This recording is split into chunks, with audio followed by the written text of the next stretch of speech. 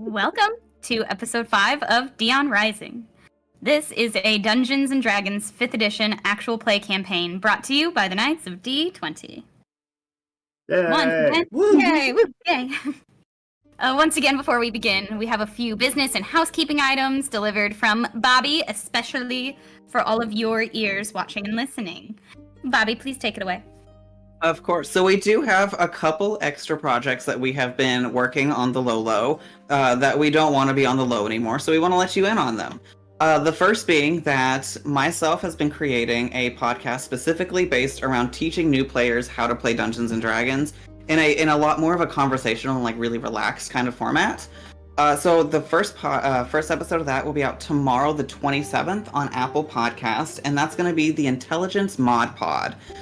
So come on over and hang out with us. I have Kara with me tomorrow, and we're going to talk about just the 6 abilities of D&D and how they work. So we also get in a little bit to how not to be an awful D&D player. It was a pretty hot topic. You don't want to miss it. Trust me, this is a 100% way to not be the person everyone hopes doesn't show up. After that, we have another thing we've been working on with Melanie. This is our tea time. So this is just going to be a cute little show where Melanie will be spilling the tea with some of our knights about what happened on the previous episode, maybe how their characters are feeling about it, what we think is going to happen next. So if you want a little bit more insight into the Knights' Heads, head over to Tea Time with Melanie. That's going to be on Wednesdays at 8 p.m. Now, sometimes that's going to be done live, so we might be able to chat just a little bit. Sometimes it's going to be pre-recorded based on how our schedules are lining up with Wednesdays. So just be on the lookout and join us for that. Next up, some of you might have noticed that we have been streaming Baldur's Gate 3 just a little bit. This was just something fun that we wanted to do because we genuinely love each other and just want to hang out with each other. So myself, Kara, and Royal have been playing as 50 Shades of Blue. Come over, see our shenanigans. You can watch us physically abuse Kara with Mage Hand for a solid 3 minutes straight. It was a great time. We loved it. She hated it. But it's a lot of fun. Now, we do that on Thursdays, generally around 8 p.m., but occasionally we might sneak our way on there every so often, so you might just see us pop up that we're playing at some random time. Just come and hang out with us. We have a lot of fun. And for Friday, on our podcast, we all kind of realized that I had never read a smutty book. Nor really fantasy smut. So we decided that we were going to start a little bit of a book club, specifically for fantasy smut. Now, that's going to be on Fridays. I will be releasing a video on our YouTube on Friday revealing what my choice was for the first smut book I will be reading. We're all going to read it, we're going to get halfway through it, and we're going to meet every second and fourth Friday of the month. Now, the second Friday, we're going to get together. We're going to talk about halfway through the book, what we think is going on, what we like, what we don't like, where we think it's going. And the fourth Friday, we're going to finish up, and then we're going to release what our next book is going to be for the next month. We're going to take a rotation, and most of us should be there. And we're going to, one at a time, take a month, and eventually it'll round back up, and we'll all get to pick something spicy. So come over and read dirty, naughty books with us. It'll be a great time. So with that, I have a kind of a schedule recap real quick for us. So on Mondays, obviously you're here with us for the live stream. On Tuesdays, we're going to have the Ent Mod Pod, where we're going to teach you how to play D&D. On Wednesdays, we'll have tea time, and Melanie's going to be spilling tea about what's been happening. And on Thursdays, we'll be playing Baldur's Gate. Every other Friday, book club. So with that, that's our full schedule. We should have it up somewhere at some point. I believe almost everything we should be having links for if it's not actually part of our YouTube already. So just check down there for the Ent Mod Pod link. After that, I really want to give a couple special shout outs. The first one, again, is going to go to Newsworthy with Steve and Jerry. They are amazing, and I've heard it through the grapevine being their own mouths, that Morroway is their favorite character. So I just wanted them to know that I appreciate Morroway being number one in your heart, because Morroway is also number one in his own heart. And it means a lot to me. You know, we all put a lot of work in, and we're just so thankful for you and for you spreading our our stream out there to your viewers. It means a lot to us, and we really appreciate it. So everyone watching, head over to the Newsworthy podcast. That's Newsworthy, 2 words, 2 question marks, and just listen and learn a whole lot about a bunch of crazy conspiracies. They get really, really in depth into some of this stuff, and they go through a lot of cool research that they've been able to dig up, and it's a lot of fun. The next shout out I really wanted to give is to someone in our chat actively. This is Card Trick. You've probably seen her around every so often. And by every so often, I mean literally every single stream that we have ever had from the moment we start to the moment we end. We absolutely adore her. We want nothing but luck from her. And we absolutely want to thank you so much. She is right now doing an evil playthrough on Baldur's Gate on Fridays. Go check her out. Go watch her and enjoy her stream.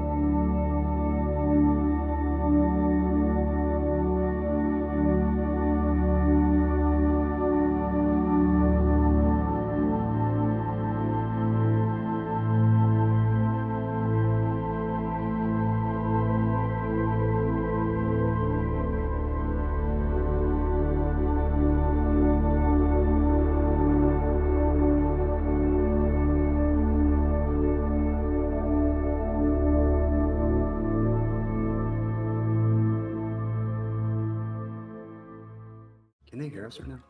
It can. Your whispering into the mic doesn't do anything. But we're back. We should be okay now. Ooh, sneaky sneakies. Nobody will ever know the truth. Looks like we're back. All of our faces in live. Not there we are. 4K. Unfortunately, we had to sacrifice Marilyn.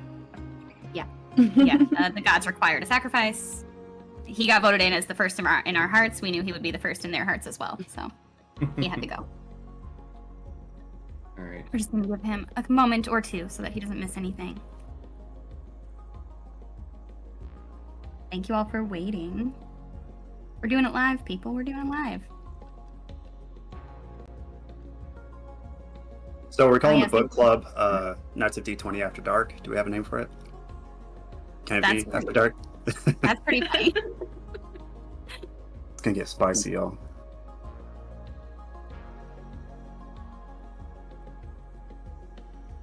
They say people may need to refresh browser to fix on their ends.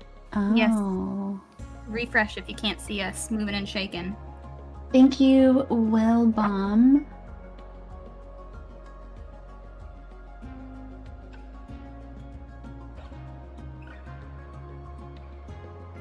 Like I said, the cams or the book club should just be a very specific fantasy because we are reading a very specific fantasy. That's even better. Wrong.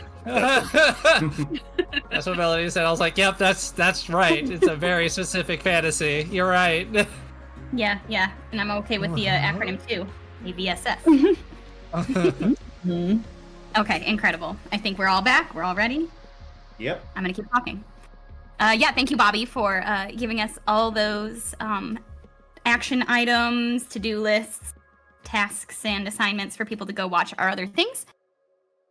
We thank you as a party, as a group, for joining us on our epic adventure in the world of Dion, where heroes rise, dangers abound, and legends are born. Players, dice at the ready. Last time we left our heroes, they were doing everything they could think of to uncover the truth behind some claims made by one Compir Valka, a representative of the Crimson Cloak Thieves Guild. She's attempting to recruit the party to help recover a magical item being used by Tuzankin's treasurer, Lord Heron Detronius, to exploit the poor citizens out of their coin and livelihood. With very little proof of her claims, the party has been kind of split on what to do, but they decided to follow one last thread to Lord Heron's associate Dixon Connal in the West Docks neighborhood. We're going to pick up now a few hours before sunset that same day. Our characters, after hosting an information-finding picnic that turned up no new news, and borrowing Barnacle and Hattie's donkey and cart for a little while longer, have parked outside an office in the West Docks neighborhood called Connal Properties and Investments. As you all look around, the West Docks neighborhood is staggeringly run down. Killian, your character, has been doing these charitable works in some poorer neighborhoods around the city. This is outside the walls and by far the shabbiest you've seen yet, to say the least. The apartment buildings are all crumbling at the foundation. They're way too packed close together, not really a green space in sight. The streets are unpaved or severely potholed, and panhandlers congregate every few blocks, trying to avoid the heat of the late afternoon sun. The docks themselves are marked with rotting wood planks, and cargo ships are still being loaded and unloaded by sunburned workers. Heron's place, which you're sitting outside of, is a first floor office at the bottom of one of the apartment buildings facing the docks. A fresh-looking painted sign hangs outside, identifying it. And the inside of the office is a bit musty and kind of dark that you can see through two dirty windows. Is there anything you would like to do? I believe we left off last session with a plan in place, right? We have a plan? I think we might have a plan this time. To go Born. see Dixon Connal. Yep. Yeah. And I believe the pretense was basically what we told Lord Heron, which was that you and I, Serafina, are moving here and want to start a charitable foundation, and we're looking for some place to set up shop or get a home here in the West Docks because of tax benefits. Corrupt tax benefits. Ooh. Ooh, the worst kind. And so is it just... Surely it's not just us going in there, though? No, maybe somebody wants to come in with us? I would think that probably Killian would be a good choice for that. Yeah, Killian would definitely tag along with you two in this matter. She said it was a pretty small, office, correct? Yeah. Mhm. Okay. Yeah, So Down I here don't at the know local that, strip mall. right? I don't know that squeezing a half orc and a Leonin in there with Bobby squished in between somewhere is the best idea. But we're definitely going to stay at the door, around the door. I mean, just in case this guy is prickly as well as crooked. Yeah, certainly. Speaking of crooked, how are we going to get out of him? Or is he just going to offer us a good deal and we'll say, "Ha, gotcha. You can't get that good of a price in this area." We've looked at the Kelly Blue Books of places. From what I understand, just throwing a lot of gold. So maybe if we just pull our gold together and you have a big purse of gold, usually helps people. Probably be a good idea. Helps them admit that they are corrupt. Well, I mean, it would be to get you to be taken seriously if you actually have the funds on you. Yeah, that's next point of order. Does anybody have a big bag of gold? The other obvious option is that I could go in and stand there and smile as nicely as I can. Beautiful. Holding I mean, my I have. very large axe that just happens to be in my hand. Do you think that there would be any way that you could get him out of his office? Because if you could do that, maybe we could go in and do a little bit of the sneaky beaky. I bet that he has some open houses going on. You know, if he's selling properties here, and we're interested in buying a property, he would want to show it to us. So maybe we can draw him out. Y'all can go search through the books, and I don't think we're getting him on two fronts, maybe. Well, I think all we really need from this Dixon Connal is to, just know that Heron is involved in some shady dealings, right? Like, I don't know if it's really to convince us more than anything, right? Because the Thieves Guild's already under the impression that Heron is skimming off the top, so to speak, and I mean, just look at the state of the shipyard here and the people. Clearly something's going on where they're not getting, what the interior of the wall is getting. Certainly, yeah. We're not going to be making any arrests today, I don't think, right? Mm-hmm. Okay. No, but we do eventually have to get if we're going to go on ahead and help the Thieves Guild, we are going to have evidence at some point. So, well, I mean, we're looking for the evidence of Lord Heron's wrongdoings, right? So right, but if this is an offshoot of that that's going to point at that, there's no point in Well, I think turkey twice. the Thieves Guild is convinced already of the corruption. What they're looking for, as far as evidence goes, is the artifact that he's using to skim off the top. Right. If we bring that, then that's proof enough. And if we don't find that, then we're all suckers. Fair. Yeah. Okay. Fuck it, we'll go live. Zana will look around, see if he can get another rooftop access, so he can try to keep an eye on everybody as they go in, since he's not going in that tiny hut. Make sure you take your spear. Of course. That worked so well for you last time. It worked perfectly. I have no idea what you're talking about. Yeah, you look around. The apartment buildings themselves in this neighborhood are like large, but they're pretty short and squat. They're only like 3, maybe 4 floors tall, it appears. Do you want to just go ahead and try and climb one, or do you want to roll an investigation to see if you can find like logically the best place to climb up for you? Oh no, just gonna do it. Just no investigation. All right, get in there. Just go. Let's go ahead and roll athletics for you. See how far you get. 11. 11, incredible. Wow. Yeah, you try and climb these buildings, and they're like pretty smooth, not smooth, but like they're not brick. They're like one solid like facade of sandstone. And so you're really trying to like use window ledges and whatever kind of hand and footholds you can. And you make it halfway up, and you get onto like a little tiny balcony thing, and you take a breath, and you're like, oh, this is awful. Okay, it's a little hot. I'm all right. But you like look over the edge, and I'm imagining you give everybody like a big thumbs up. Yeah. And then you continue your climb. And you just barely scrape yourself up on top of a rooftop across from Connell's place so that you can look down at his windows. And his building is the same height as your building. So the rooftops are level just across the street. Okay. Yeah, I'll try to sneakily hide myself as best I can. All right, Try and land. roll stealth. See if you hide on this rooftop.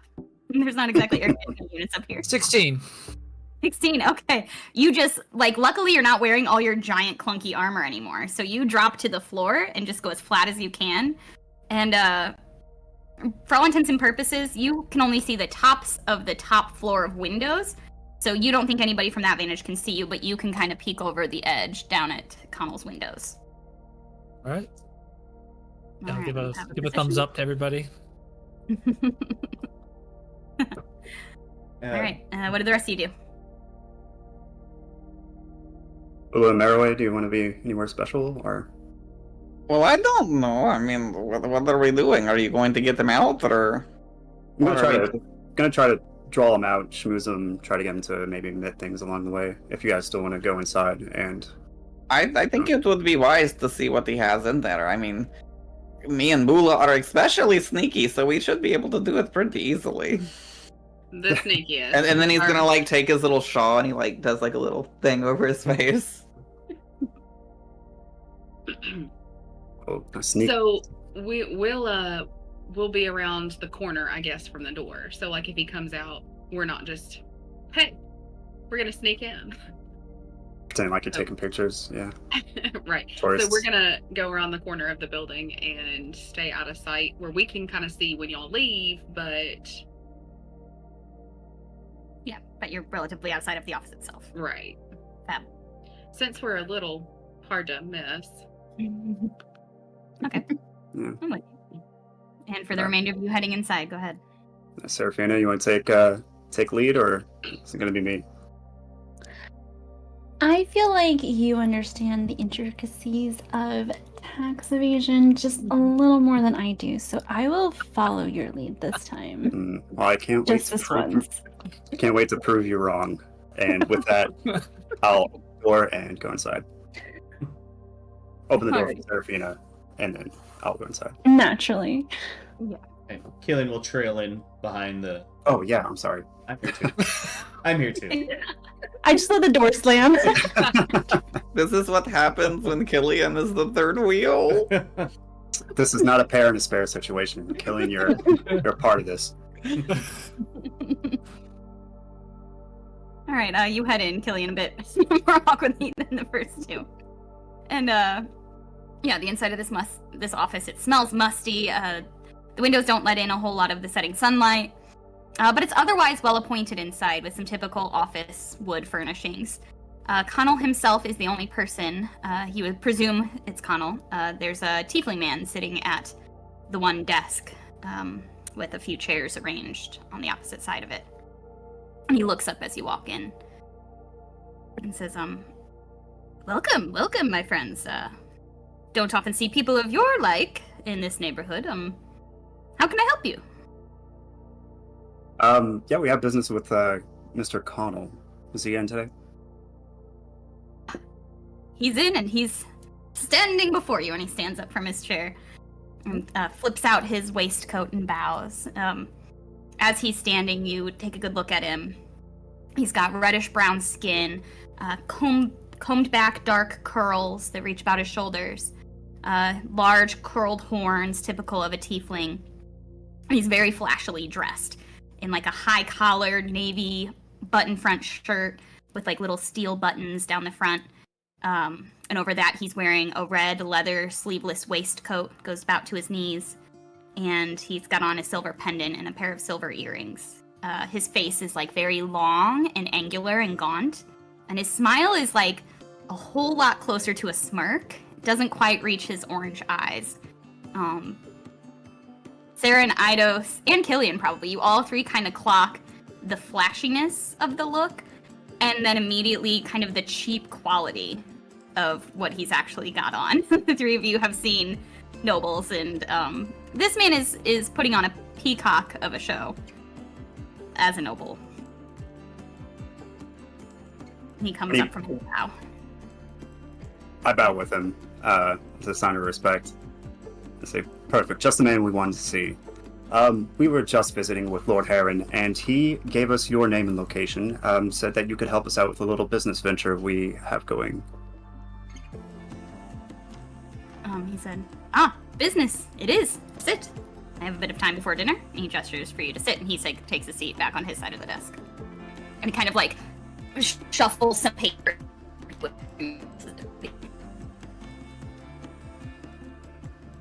Is she breaking up for anybody else, or just me? No. Okay. Smile there.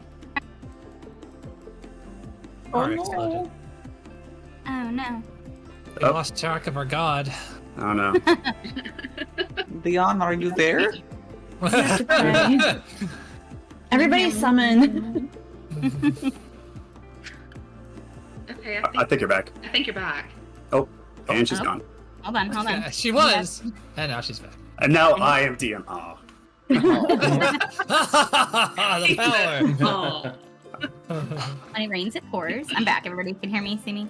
You- Yeah. Yes. Sorry, the last thing he said, we all got shuffled around. My apologies. Okay.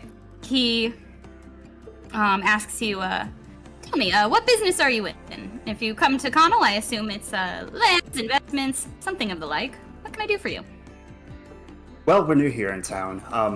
When we're thinking about permanently moving here. It's a nice place you have, and yeah, we have a little bit of extra income that we would like to start a charitable nonprofit for. Just somewhere safe to put our money. I hope you understand. And yeah, if somebody else might benefit from it, then that would be just fine as well. But yeah, but first and foremost, we need somewhere to start our business, a storefront. We're wondering if you had any properties, and we need somewhere to live too, but I'm not sure if we want to live in this neighborhood. He says, I see why Lord Heron sent you to Old Connal. I'm the man for what you need. He says, he goes and starts like pulling out folders of contracts and flipping through, and he says, oh, do I have properties for you? You say you're just, what sort of, non-profit will you be filing as? Are you feeding the hungry? Are you working with wildlife? Yes. What's your shtick? You know, whatever the need may come, giving the poor clothes, giving the poor hungry, all that stuff. We don't really care. We're called the, what was their name, Seraphina? The Saints of Tuzankin? Saints of Tuzankin. It's a working title, but it rolls off the tongue nicely. But yes, just a general helping the needy. I don't like animals, so I don't think I'm going to help animals. Just people. The people who need it. I too hate animals, so Oh, I can understand. Good man, good man. We sure do have needy people. I can't say I'm a fan of them either, but here we are. It's a good way to, as you say, put your money somewhere safe. Exactly. And don't get me wrong, I do feel for the needy, but you know as well as I do that business is business, even if there's no price tag on the product. Business is business. And so, let's talk business then. As I say to all my clients, tenants, the like, takes money to make money. Exactly. You see, Lord Heron is a new partner of mine. He and the city reached out, looking for sort of a city development project manager. I happen to be in investments and properties. Some might call me a landlord before this, but this promotion has brought me in charge of this whole glorious neighborhood and its bright future. And he's still flipping through different like properties, trying to find a good one for you. And he says, so what we can do today is I can provide you with 1 or 2 leases for a few buildings. I'm gonna send you back to Heron with an appointment from me to sign off on the paperwork. And they're mostly relatively normal lease agreements, only because of the city's investment in our Westdock neighborhood. We ask for all new tenants to reinvest, if you will, 20 or so % of your profit into the city coffers. And all you have to do to get that done is sign this agreement with me, then go sign it with Heron, and we'll be in league together. You said 20% of our income into the city coffers. He says, yes, we plan to revitalize this neighborhood, to reinvigorate the economy, and it takes money to make money, and we plan on rejuvenating this whole set of blocks here for the tenants and for future business arrangements. Sure. You need to make money, and you're sure taking quite a bit for yourself. Must be a nice business Tuzankin has.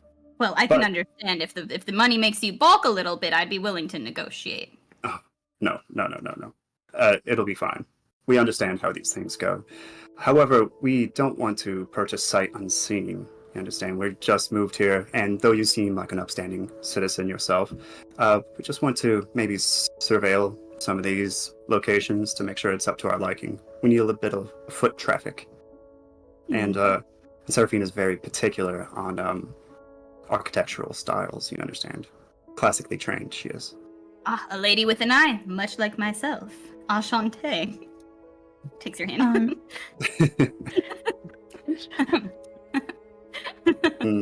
Yes, quite. So, yes, would you be interested in showing us one of these properties? Happily. I do have time now. I was finishing up my day shortly, so I could run you by these. I have about 2 properties here if you're just looking for a non-profit startup property that I think will work nicely. Of course, yes. I think we have plenty of time. just making the rounds today.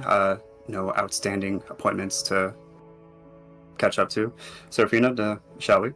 Killerly, that's you as well. Delighted.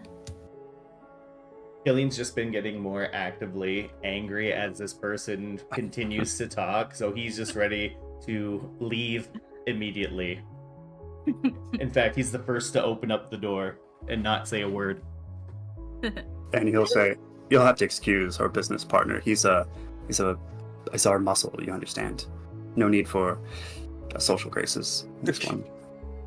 A wise choice. And looks over at where Killian is waiting outside the door, and he goes, "The nice thing about signing a contract with myself and with Lord Heron is that you won't have such a need for unpleasant muscle. It'll be provided by the city." And he says, Come, let's go look at some properties." Let's go. And he follows Killian out the door, leading you to, flashing his bright red leather waistcoat as he goes. He shows you, he says, "Let's go east this way." And he walks you about 2 blocks east on his same street. He says, "You said you would like some foot traffic, like a front of the building suite. So this one here, you can see, and it's like kind of under construction still." He says, "This one we just were able to gut and move the previous tenants out of it. So the first floor is all going to be one large office space. With living space still available, not yet leased to anybody, just above." So, and he unlocks the front door and brings you inside to a room that is it's down to the beams. There's stones being put up to rearrange some walls, and it does look like it's just being fully kind of renovated inside. He says this one should be done in just a week or two. It looks you can't see the vision when it's still in this state. So Certainly. use your imagination and how this could look once you have a few desks over here, a sitting area there, a tea set right there, I think, for your meetings. Yes, this could be the spot, I think. It's a nice space.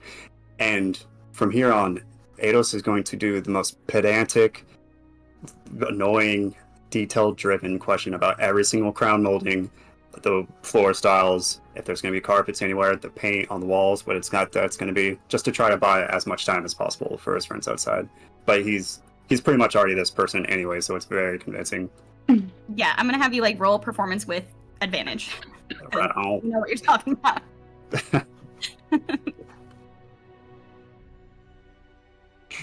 +3. Let's go.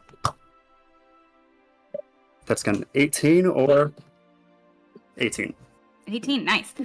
Yeah, he is buying it, and he clearly has no actual answers.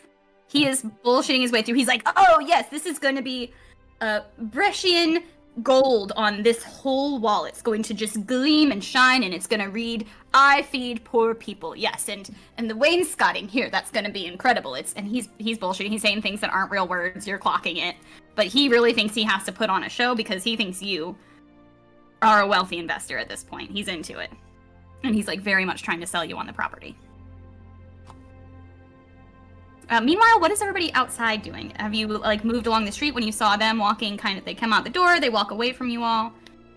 Zada, you're up on the roof. You see them, and you're like, "Oh gosh." I on the move. try to make a gesture, and then I just point for Tabula and Maroe, and then I point to the window. I'm gonna jump in, and I pull out my rope. You're going into the office? Oh yeah. So Bula's waving her hands. She's like, "No, come down, come here." Well, why don't we meet Do him that. over there? Let's go inside. No, he's gonna break the window or just splat into the wall. This is not gonna. Just come down, shimmy down the drain pipe, man. And then Zada makes a jump. Okay, he's gonna use a focus point to double his. Well, how far is it? It's they're small, single lane streets. It's you are 4 stories up, but that makes it a 45-foot drop down, give or take. Okay. Yeah, but how far would it be to get to the window? Oh, it's That's the question. 15 feet across to the next. No. You're not Yeah, asking yeah. the right questions. The question is, how big is this window? It's not. It's not. And it is clearly like double paned, like doesn't have like an opening mechanism, just is glass set in stone. Oh, you're definitely gonna have to. You're definitely gonna have to tuck and roll then when you get through that thing. But also, it's gonna be obvious that we were here because there's gonna be a shattered glass. They're gonna hear it. He's gonna like come back. She's having this like whispered conversation. Yes. Get part of it. Down here. It's a bad idea. Just go in. The door is literally open. Ooh, sitting there holding the door open. Sorry, Narwhal's already inside doing a little dance. I'm like miming, like, the door is big. You're big. The window is small.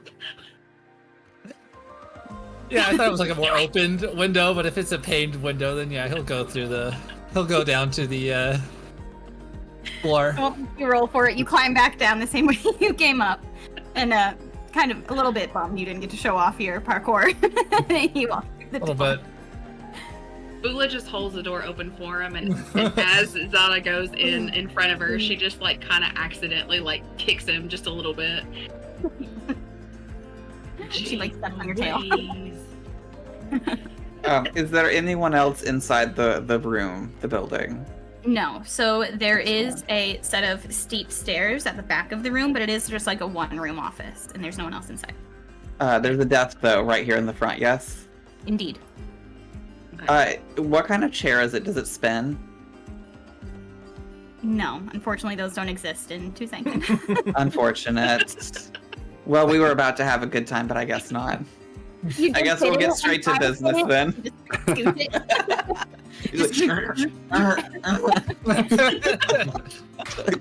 100% scuffing the floor. Yeah, starting to like try and balance it on two legs, like you're playing in the chair. I don't think the chair is magic. She just walks over and like puts a hand on his head and like pushes the chair back on all fours by using his head. Like she says, "Stop it.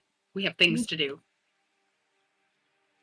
And they're gonna start kind of rifling through the papers. You know what? We came in here, but I don't know that we're all the most intelligent to find out what we're looking for. No, we did great. I did great last time. I don't know what you're talking about. Just gonna go head towards up the stairs. I mean, we're like, yes, yeah. I know some of these words. Like, as I read through it, I realize that none of it is written in Sylvan, and it's like a kindergartner who knows a little bit of the words, and I'm like sounding it out. You're like, Contarakatas for... Reading very slowly. Bula's flipping through papers looking for anything that looks important or interesting. Zada, you beeline up the stairs, and you see a one-room apartment. It's like very much studio style, like a bed in the same room as the kitchenware, and some tables. Fairly basic apartment in a not very nice building. Pretty stuffy inside.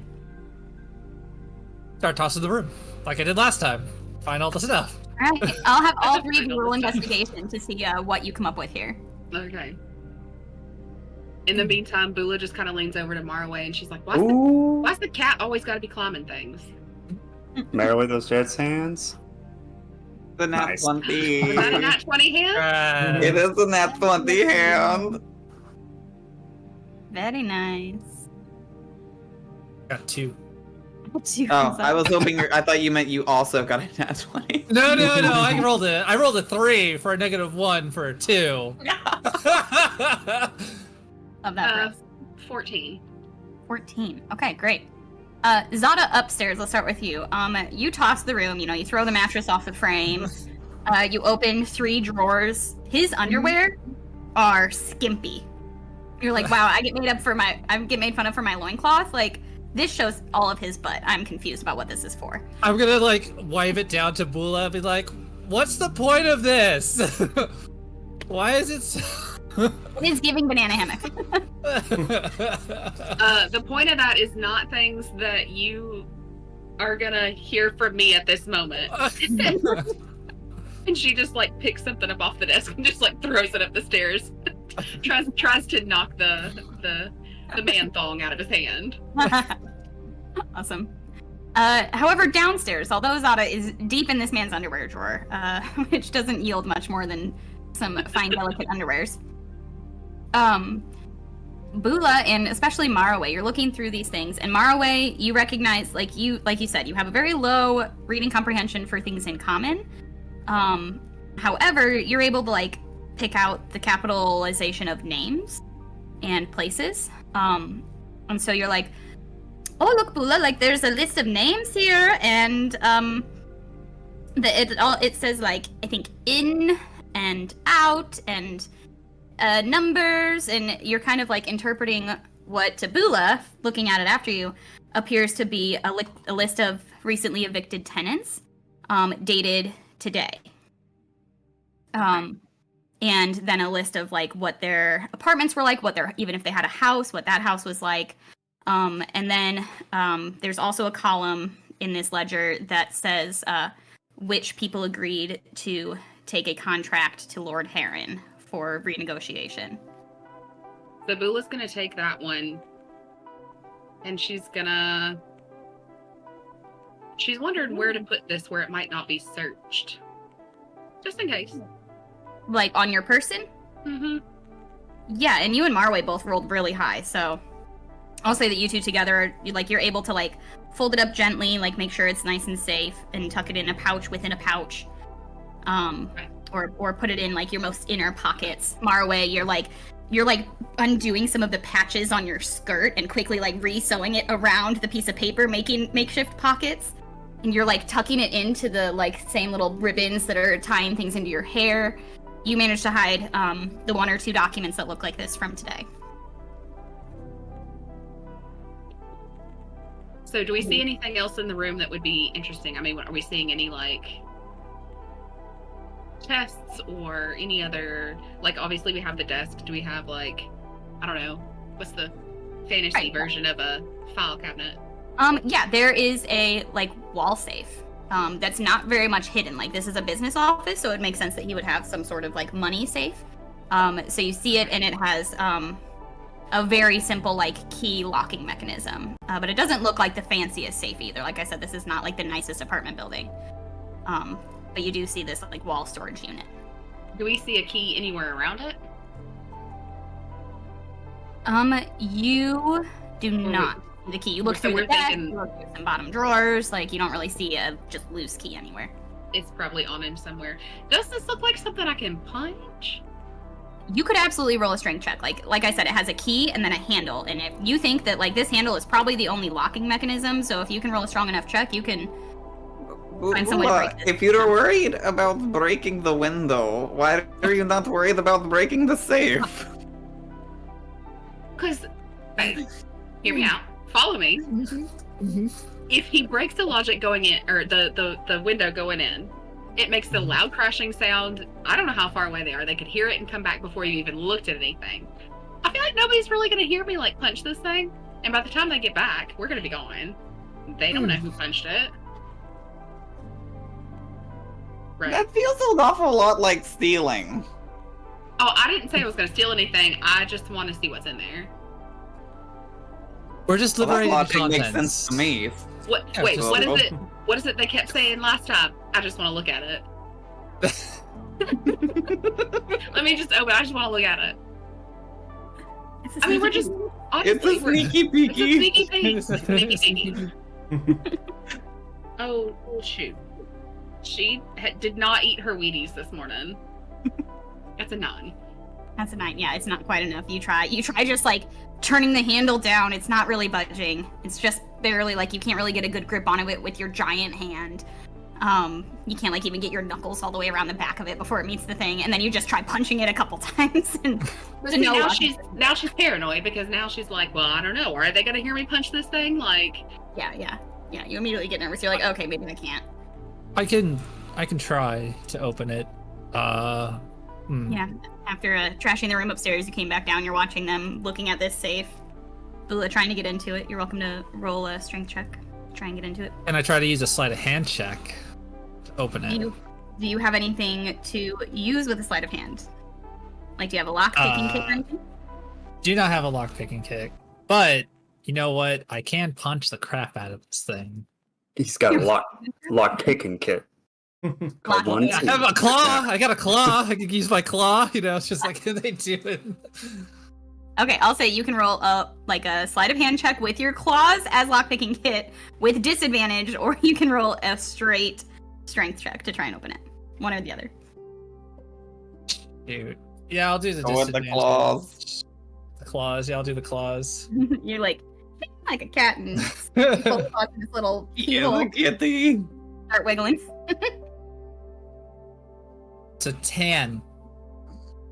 It's a 10. You heard Marway say he is a kitty, and it shakes you immediately. You're like, I'm not a cat. It doesn't work. Can't quite get it open. Oop. Well, we could just take it from him when he gets home.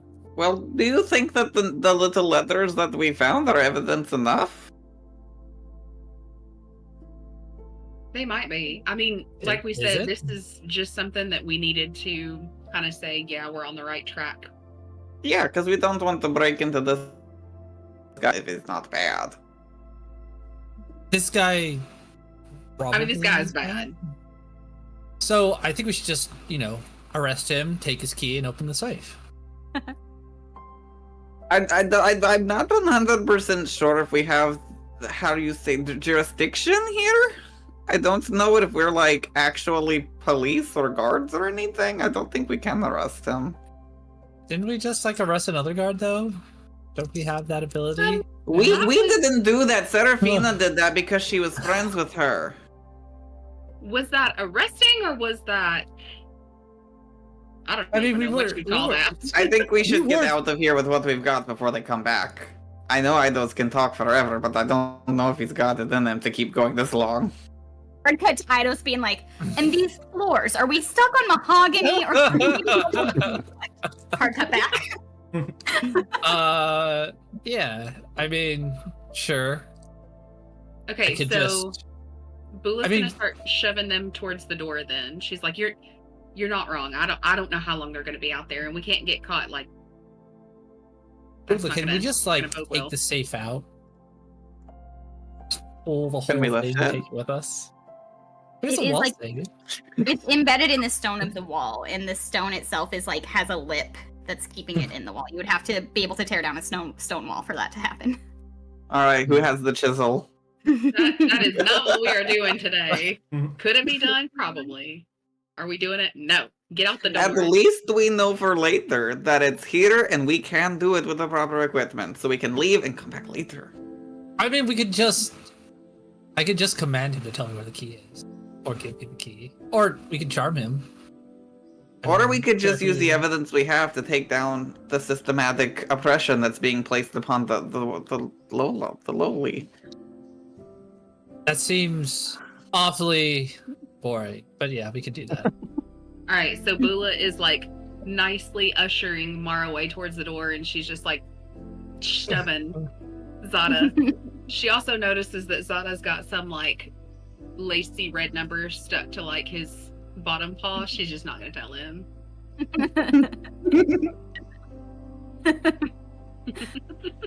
Okay.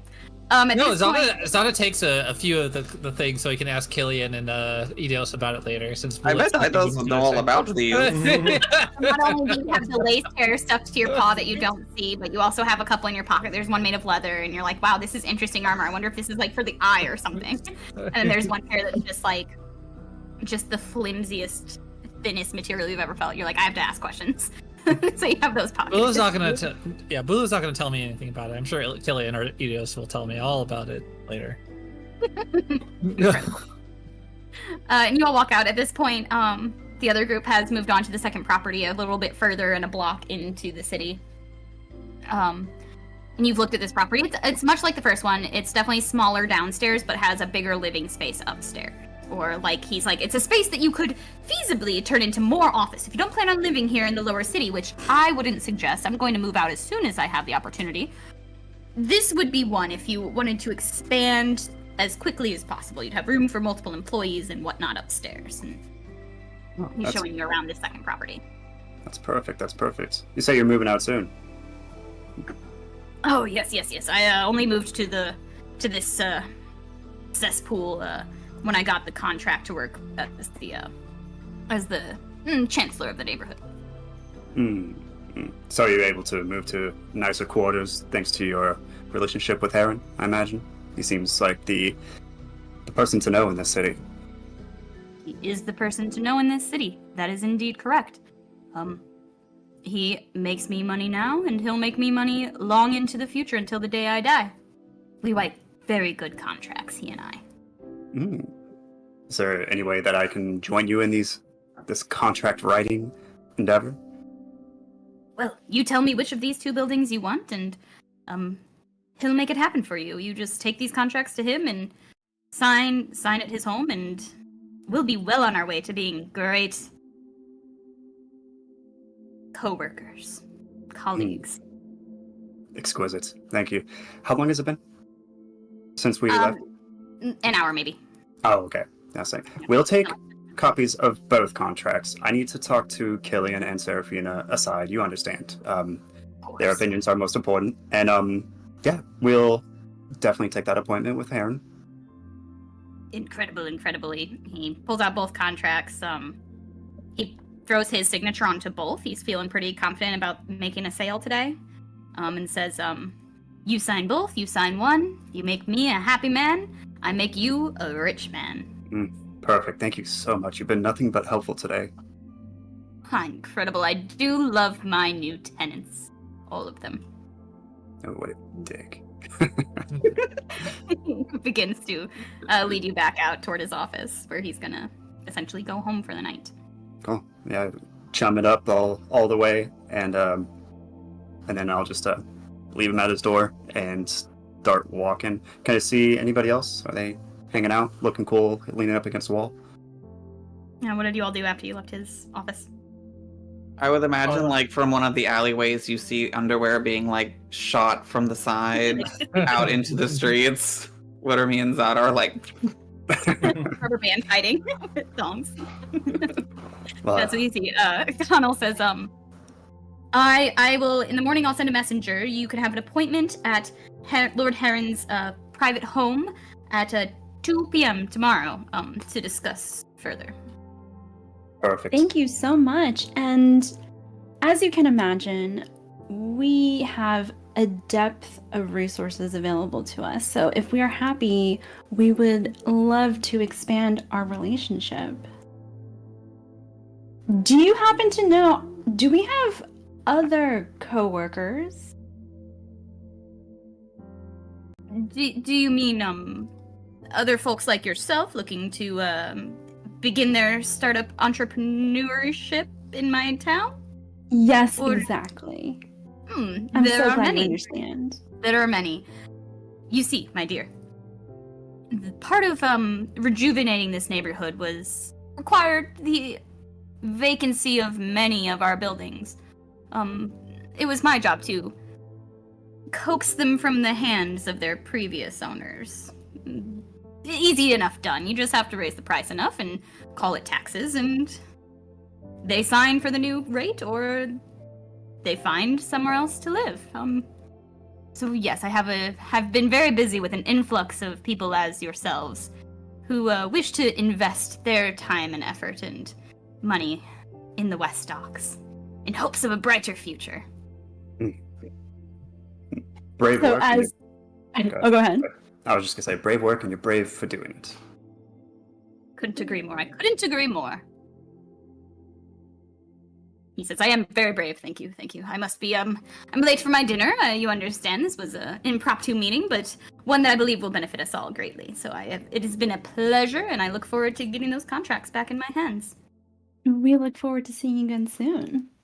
My lady. Goes to kiss your hand again. It's Nice wet. to meet This a is wet. human.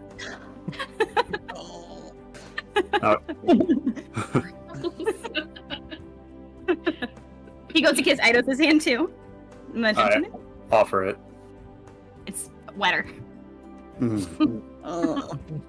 Seraphina kind of just like rubs her hand against Eidos. Let's get out of here.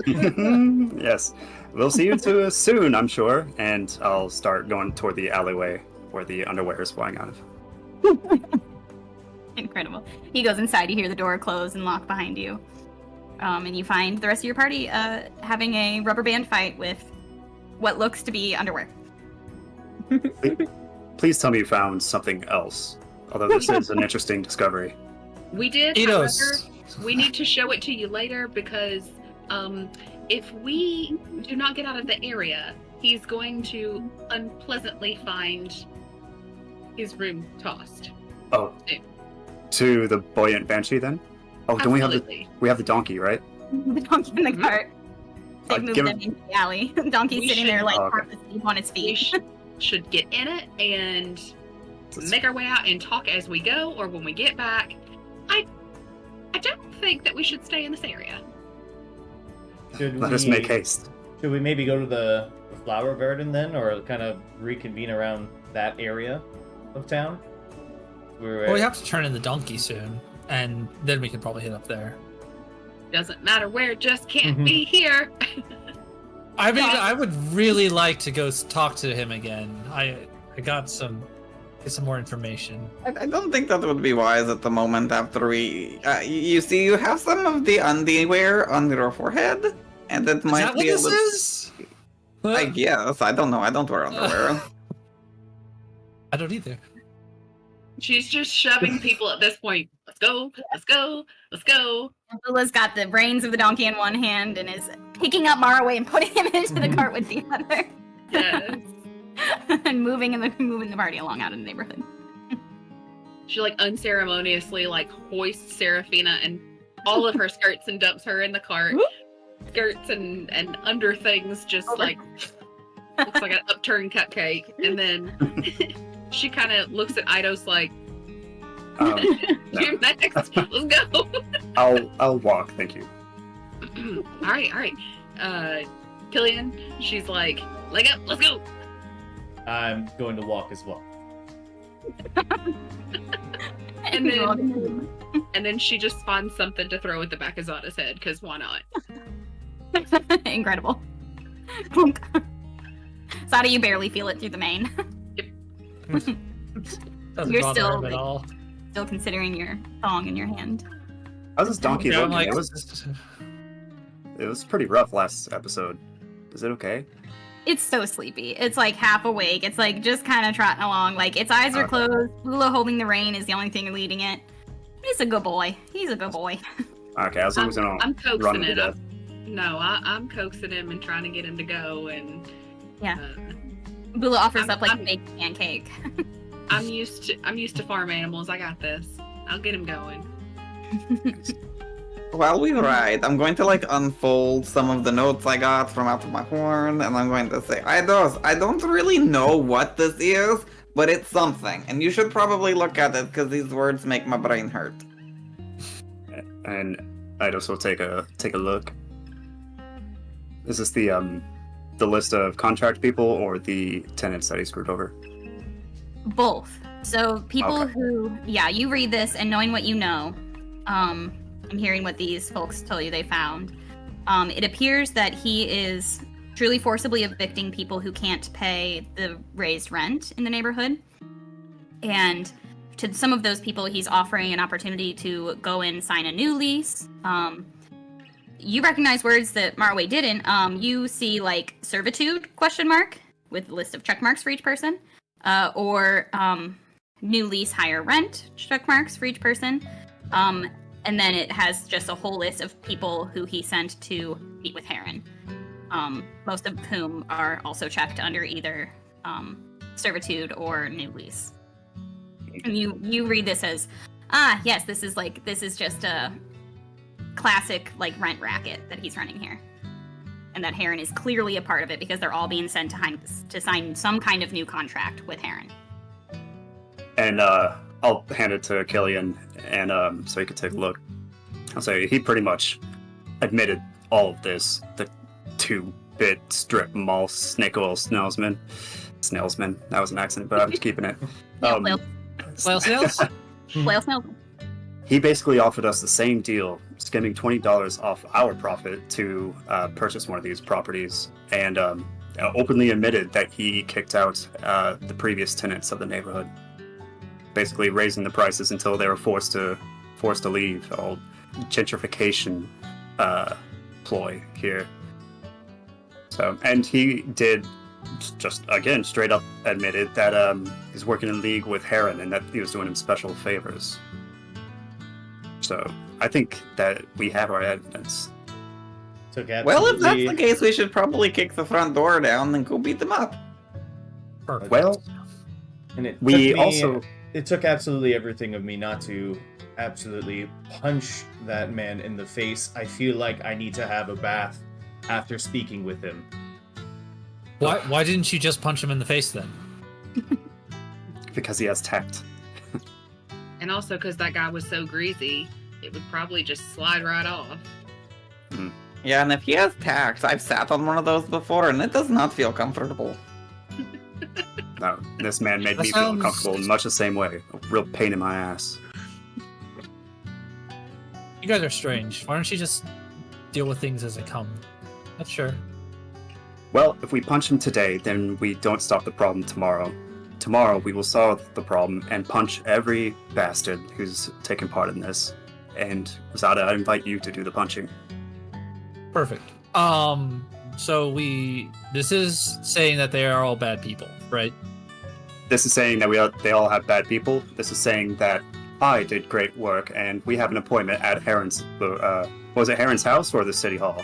So he house. directed you to his private home in the afternoon. We have an exclusive appointment with Heron at his home at 2 p.m. tomorrow. Which does If not we want- happen if you punch people in the face. Exactly. Well, why don't we just go to the Thieves Guild now and talk to them for tonight and go do it right now? I believe that's the plan. Okay, good. Excellent. Incredible. Bringing the donkey back first, though. Of course. Bring the doggy back first. This donkey is not going to last long. I don't as- even know why we have it. It's not fast Can I enough. get Why do we a- bring it? Can I say we get a short rest on this so I can get the rest of my HP back? For sure, yeah. You all take a short rest. As as we're you- going, can I do my speak with animals ritual so I can talk to the donkey I was after wondering. we drop him off? I'd be so sad if you didn't. Why? The only thing he's gonna say is that we're ridiculous. No, but I want to thank him for being so good to us and taking us places and working so hard for us. Fair. I thought you were trying to get information out of him. No, I mean just think about how much things we would get done if we all worked this hard. Incredible. Yeah, so those of you who just kind of take a minute to ride in the wagon can go ahead and give yourselves a short rest. Just so the people watching know, we have a homebrew rule where we made a short rest. What did we say, 10 minutes? We've talked about this, but it was ages ago. Yeah. Enough time to, catch your breath, patch up your wounds, to make them a little bit more user-friendly in a campaign that runs pretty fast. So yeah, short rest happens. Speak with animals ritual happens with Maraway. Go ahead and let's RP this conversation. What do you say to this donkey? once you're Are we there? You're like 5 minutes away from Hattie and Barnacles. I'm just gonna like lean across the little cart and I'll just be like, "Hello, donkey. It's like half asleep. Hello. What Hi. is your name?" My name, they call me Dip. I did. They call this one Maraway. I just wanted to say Maraway. thank you so much for being so good to us and taking us places.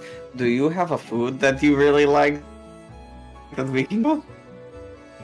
I love citrus. I like the lemons. I like the limes. I like the oranges. I love the grapefruits. Peeled, please. Ooh. Bitter. I will see if I can't get those for you so you can go to sleep with a happy tummy. You are my favorite. Oh, thank you. I'm my favorite too.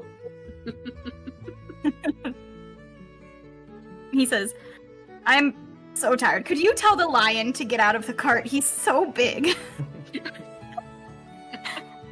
I can! Hey, Zata. He says that you're really fat and you need to get out of the cart because you're too heavy. Zana looks down at his frame, his like very lean frame, and like, sure. I don't know. It's just what they said. Incredible, yeah. Anything else you want to talk to the donkey about? That's it. Not really. I just wanted to get him a good dinner. Yeah, he seems happier than he was 10 minutes ago, knowing that he's doing a good job. He feels satisfied with a day of work and hopeful that he'll have some kind of fruit waiting for him later. You all make it back to the Boy and Banshee.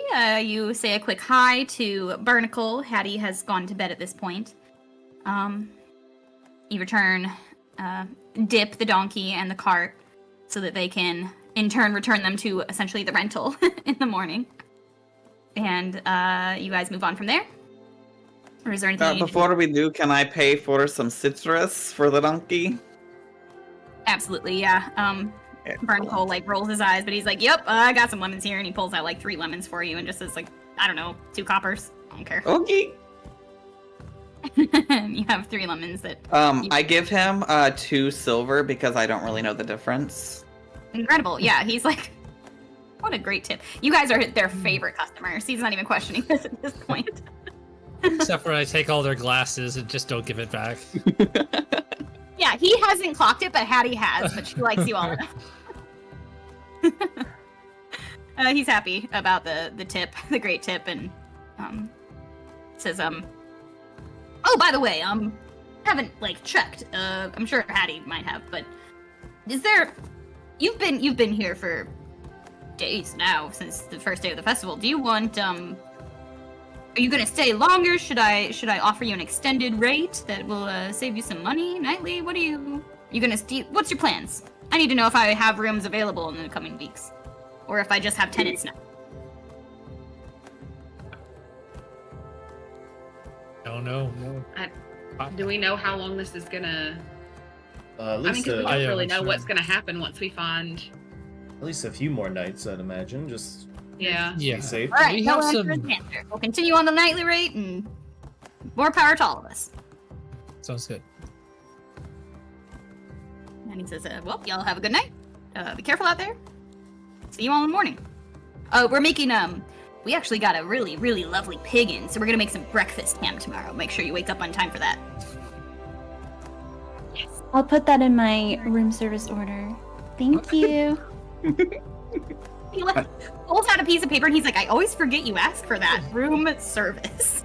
I'm It's like, we're still gonna have to hire more waiting. He says, I'll tell the waitress to come in early. And you all head Thank back out. Alright. You're all gonna head straight to Heron's? To the No, Thieves we're heading Guild. to the Thieves Guild, people. Thieves Yeah, Guild. the park there. She wanted to hear Park, from yeah. us before we. Are we all going in this time? Because the first time, You knew that you all were there. You might as well come Yeah. inside. I mean, it makes sense. If we are committing to this, then we might as well jump on in. We're about to get all friendly with the Thieves Guild, it seems. They might as well shake your hand. They should really change their name. The Thieves Guild makes them sound like a really bad bunch of people. It's should definitely a PR concern, I agree, yeah. They should call it the Community Guild. Yeah, 'cause, I mean, they're Nice. take out bad people. I mean, that's what I would call it. Alright, you all head to the Crimson Cloaks headquarters back in the Botanical Garden outside the city, in kind of the farming district. You make your way through. You say hello to the Earth Genasi, kind of key keeper, who immediately recognizes you all and gives you a nod and directs you back through the roses that you entered through the first time to find Compure Valka. And you have to wait a few minutes, but after a while, Valka sort of just appears around the side of this large, exotic bush and says, welcome back, my friends. I assume you've had time to think over my offer? We've done a little looking around. A little looking around. Okay. Interesting. Tell me about that. Tell me, well, let's see if we're of like minds, perhaps. What are your thoughts? Have you met the man himself? Yeah, we're gonna go break into his place tonight. No, We are not breaking into his place tonight. Why not? We know he's bad. Let's just go. And we're gonna hit him where it hurts. A punch to the face heals. What we're gonna do to him is gonna leave him wishing that's all we did. Like an execution? An execution of his bank account. We will not be killing him. I won't. Zada, I don't know what you're gonna do. I never do. Big guy, and I'll give him a little scratch. Zada will kind of blush, his ears will kind of go down when he does that, and just be like, yeah. Yes, we did meet with Lord Heron, and then we met with his associate over in the West Docks, and we did indeed find evidence of corruption, definite wrongdoings. Seems they're skimming off a little bit more than just the top, so to speak. So I think that we've all come to a consensus that we will aid you with this. We have a meeting with him tomorrow. We're going to retrieve whatever this artifact is. Any clues as to what that might look like or what it might be would be greatly appreciated. But consider us co-workers. What I like to hear. I'm glad that you corroborated my claims before agreeing. It makes me feel as if I'm in business with someone who knows a thing or two about how people work. And when it comes to people, no, trust no one. Take nothing on faith. I like you. Well, in that case, I have some resources and some general assistance. If you plan to break into his home, I can't imagine there's no safeguards in place. What we do know is that there's copper cloaks who are on his payroll, protecting the place, so ensure that whatever you do outside the house is between patrols. I would encourage you to gather as much information about the house as you can before trying to break in. However, what I can offer you, I'm a bit proud of this myself. In the last few days, since you gave me some time, I had a couple of friends create this sort of map of his home, if you will. One of these friends is from inside the house, so if you need to use her as a contact once you're near the house, she didn't even require payment to do something that would get on his bad side. So, here's a layout of the house itself. As far as we know, there are spaces that she's not allowed, so do with that what you will. If there are friends inside the house, you might want to tell us what they look like. Sometimes, some of us just get to going and don't always look at what we're hitting. I won't hit an innocent person. I'm just looking for the guy that we met that was, as you say, greasy and ugly. Wow. And old, apparently. And ugly. Nobody ever said that.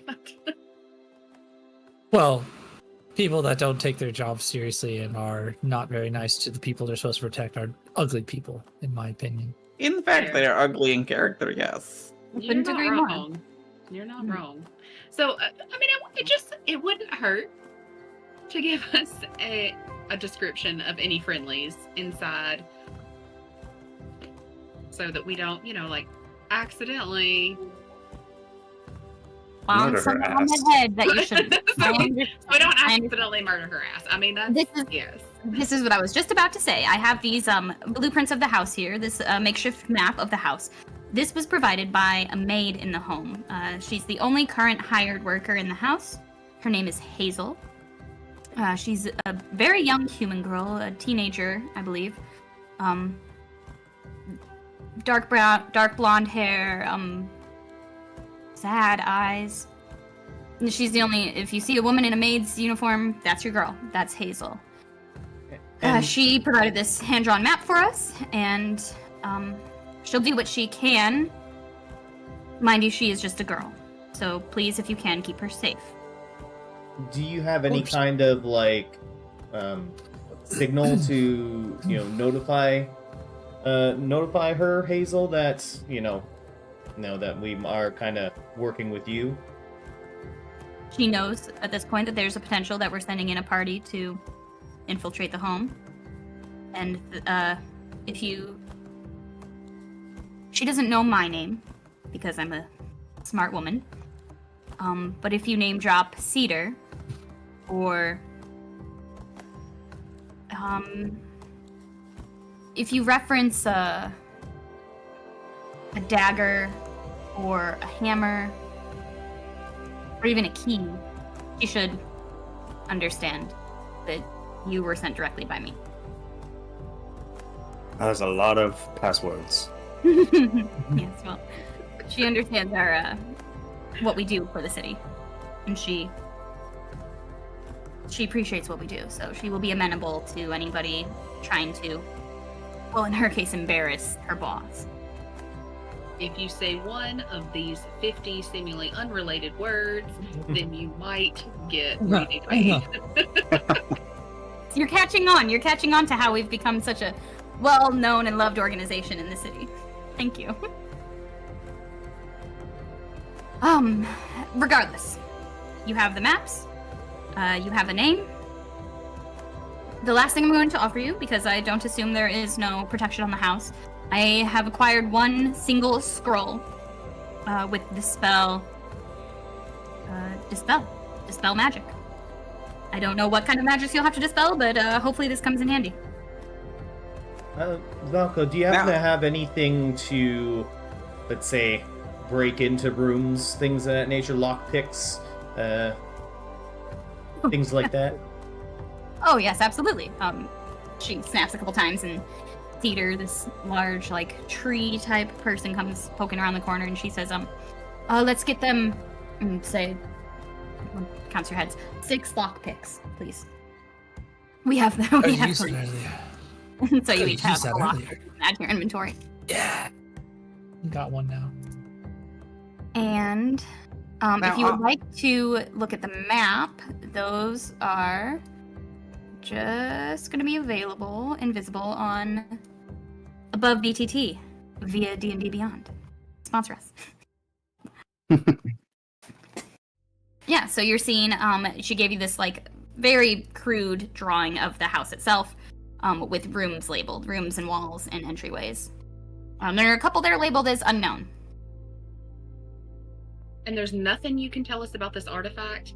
I mean, you seem so sure about it, that it's there, that it's doing a thing, that we've got to get it, but you can't tell us what it looks like at all? I can cast Detect Magic to figure out what it is, if it's I can do that too. But I had a different question about it. You gave us a scroll to dispel magic. Now, are you wanting us to retrieve this item, or to, like, take the magic out of the item so we can no longer use it? If you can retrieve it, or dispel it, whatever you can do, I'm happy with. If you can bring it back to us, even better, because then we can use it against him in whatever capacity.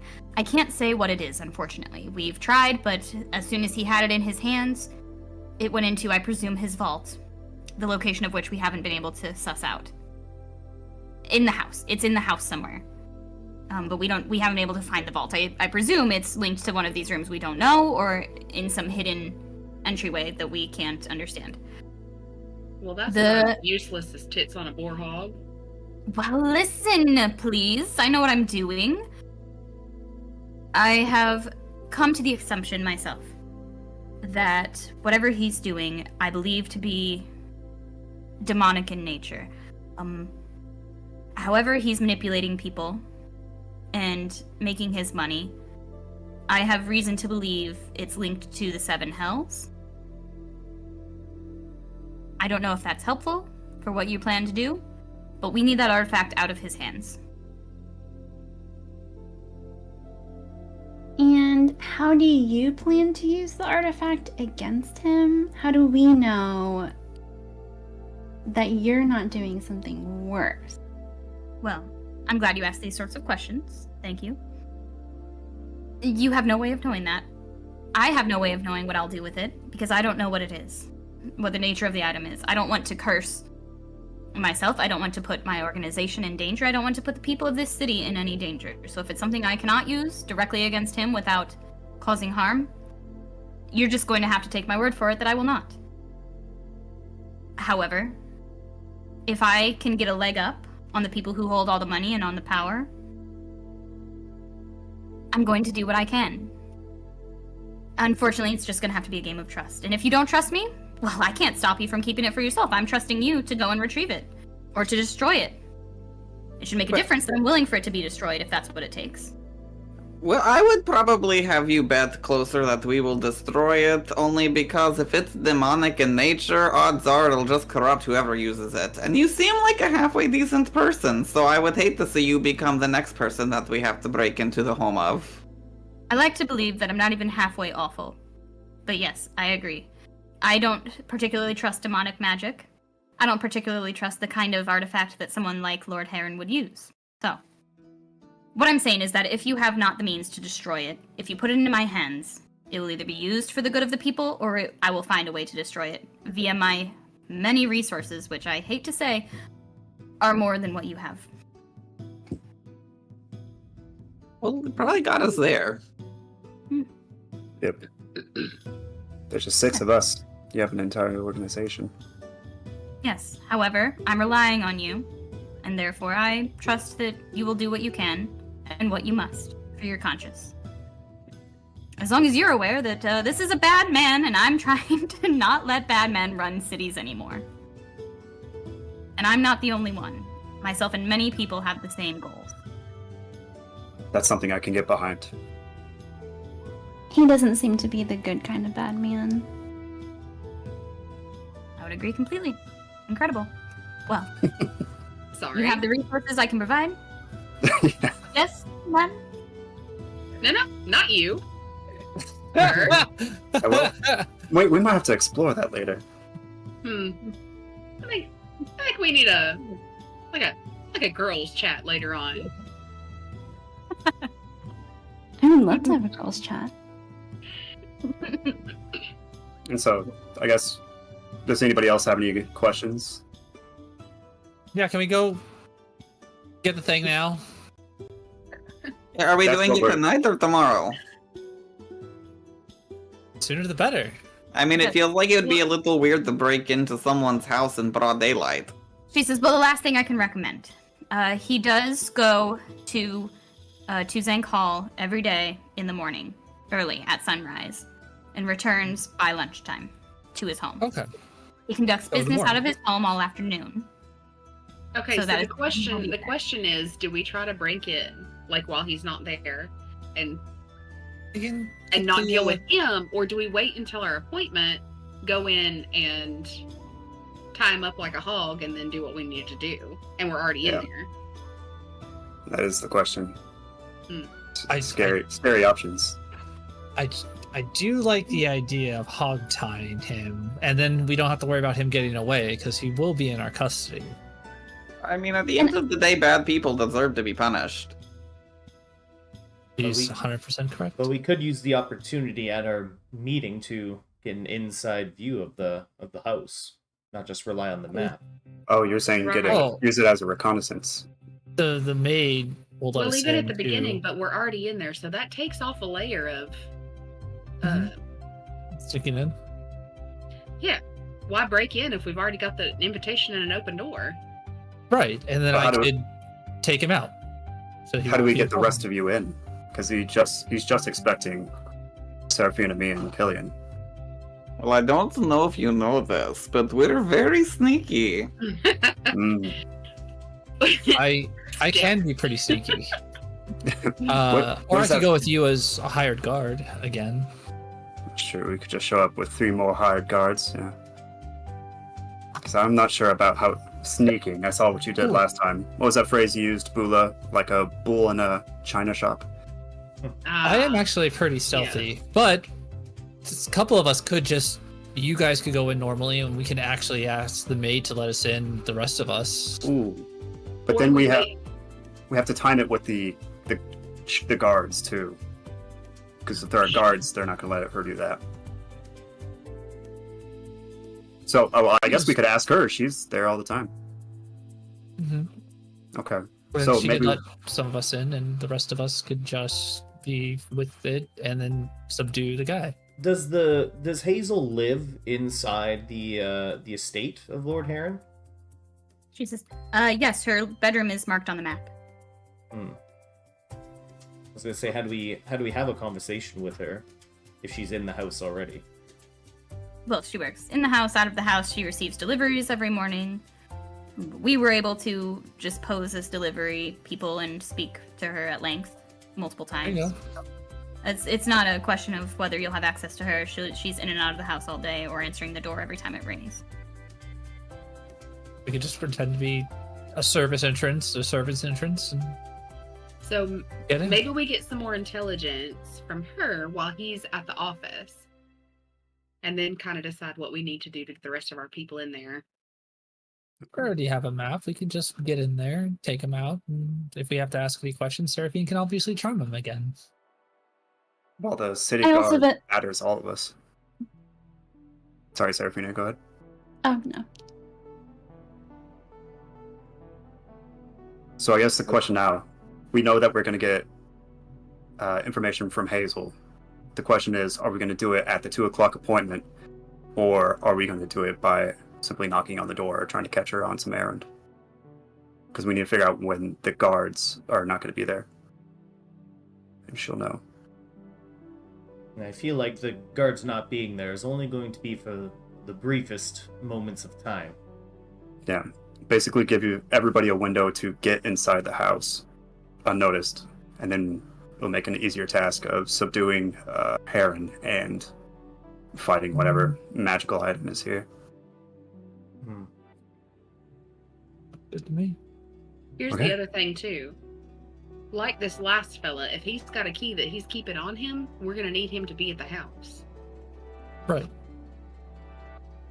Well, What we can sneak in while he's not there and just wait for him.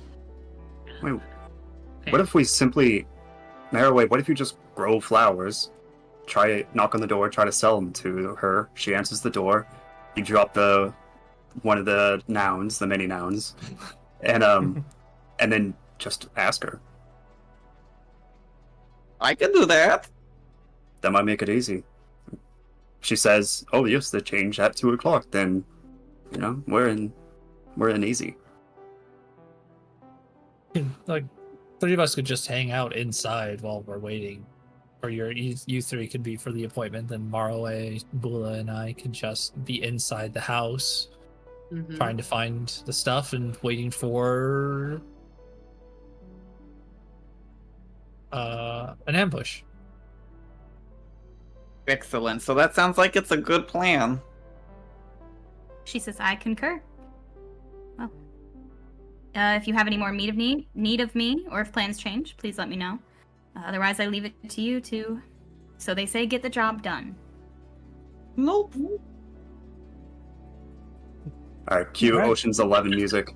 Boy, Banshee. We're doing smash cuts, Smash cut, screen goes dark. We're ready montage. for the next day. And with that smash cut, we're going to go ahead and take a 10-minute break. So we will be back at 40 minutes after the hour. So that's 8:40 Central Time, 9:40 Eastern Time. We'll be back. Thank you all for watching. Be back in a couple minutes. Too fast. Go ahead. Wow. Now go. Really? This time, really? Hi, we're back. It's us, the Knights of D20. Thank you for waiting through the break. Just so everybody knows, I'm going to reiterate something we said earlier. We're waiting on affiliate status to kick in. Last week, we hit 50 followers. Thank you, everybody. We hit all the other things we needed to do to make it to affiliate status on Twitch.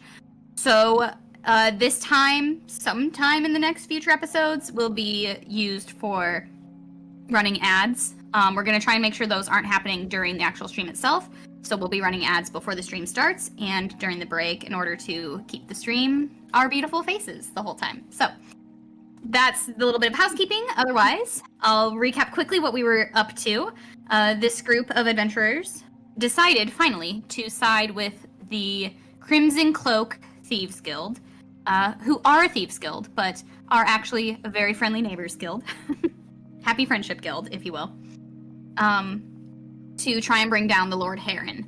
So they have a plan to infiltrate Heron's manor, and we're all gonna find out how the heck they're gonna do that. So I'm gonna pass it on to the party. You have taken a long rest overnight, so if you haven't already done that, you left the long rest that.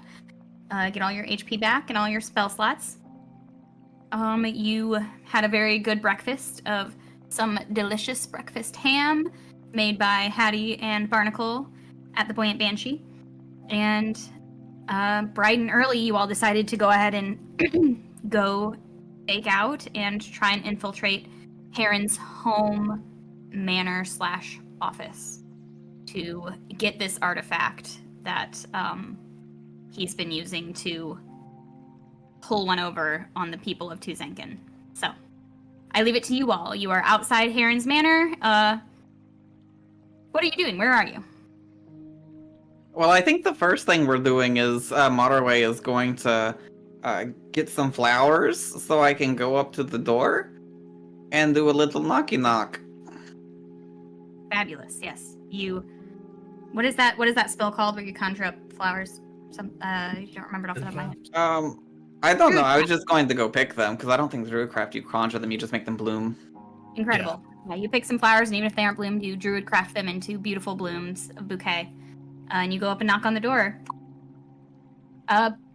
Where is everybody else at this moment? Are you visible or you're not visible? So I don't know, because Bula's not going to want to let him go up there by himself because who knows what's going to walk out of that door. So she's either going to be like against the wall beside the door where like if they open it they can't necessarily see her, or she can just be standing behind him. What would try to be stay stealth around so the guards can't see him while he's there. I mean, you need to be close though. Yeah, I know. That's why I would be close, but try to be stealthy around. She's gonna try to stand behind Marway in the most angrily looking, Non-threatening? yes. She's gonna look as non-threatening as a half-orc Dan? can, with weapons attached everywhere. Yeah, you're doing your best, like, Meemaw Jana impression. Like, you're like, oh, everybody loved my Meemaw. So, you're like, hands on your belly, kind of your shoulders blocking all the hilts of your daggers. You're holding something nonchalant in your hands, like, some extra breakfast ham. Oh, no, that wouldn't last. That would just be immediately in her mouth. She will reach down, though. Marway's got flowers in one hand. She's going to reach down and kind of grab his other hand. So it's I'm not here menacing. I'm here. Yeah, I'm here With the child. Kind of. I'm supervising. Yeah. It's like when it's like when the parents go up with their Girl Scout. Yeah. Right. Where they're little trick-or-treaters. All right, that is what it's giving. Marway reaches, knocks on the door. A couple moments pass, and the door, that's the front doors, one of them creaks open. And you see a teenage, dirty blonde hair, young woman wearing just an apron and a very basic blue dress. And she says, hello, can I help you? I'm here to see if you would like to buy some of my pretty flowers. Pretty flower. Well, the master of the house is not home. That's okay. Well, that's okay. They're of this very unique strain. You see, they're a cedar dagger hammer keys flower. There it is. She says, oh, and she like pokes her head out, like turns very serious, very fast, looks up and down the road. No one appears to be coming or going. She says, get inside. Okay. There's one more. Kitty cat, get in here. Zana just sprints in using his action, bonus action, and movement. So he's just a blur. His tail is puffed up and he's kind of like hunched over. His tail is fully puffed up. And he does like a flying leap into the house, lands on all four paws, stands up. We're good. She closes the door and locks it behind her. And she says, Valka sent you. Yes. Oh, good. Okay. Oh, okay. Oh, Oh, I didn't think we would get this far. Okay. Neither did we. Okay. Listen, Yes. the rest of our party is coming. They actually have an appointment with him. We're just gonna try to be backup if needed. So, what we need is, can we just kind of hide upstairs? Yeah. He usually doesn't go upstairs until before dinner when he cleans up after work. Yeah. Right? Go up to my room. He never goes in my room. Do you have the map I drew? Go up to my room. Mm-hmm. Okay. I'm gonna go back outside and like tend to the pigs. I'm gonna just look busy. He'll be home afternoon, literally after 12 o'clock. Okay. Is it all right if we take a look around? We have a magic spell that we want to cast to see where we can find anything magical around the house. Yes. Look around. Just don't close the blinds, close the curtains in the rooms you go into. And if you hear me answer the door, I'll be loud if anybody knocks. Don't be seen if anybody comes to the house. So, I mean, if you have, I don't know, extra lunch, I wouldn't be terrible. I mean, it's like early. He's not gonna be here until noon. I'm just saying. Just yeah, okay. I usually make him. That's why he comes home is for lunch. I'll make extra and sneak. I'll put it up in my room at 11 so that you can eat. Yeah. I mean, just in case. Just in case. Yeah, okay, that makes sense. Thieves guilds need to eat too. Okay. Yeah. Go. I'm gonna go be seen outside. Okay. And she goes out. She doesn't go back out through the front door. You see her kind of go down the hallway, and it leads out of a, for lack of a better word, like a servant's door, a side door in the building. And she goes back outside. And at that, I'm gonna go ahead and open up the map, the actual map, not the map she drew for the house, so that you know what you're looking at.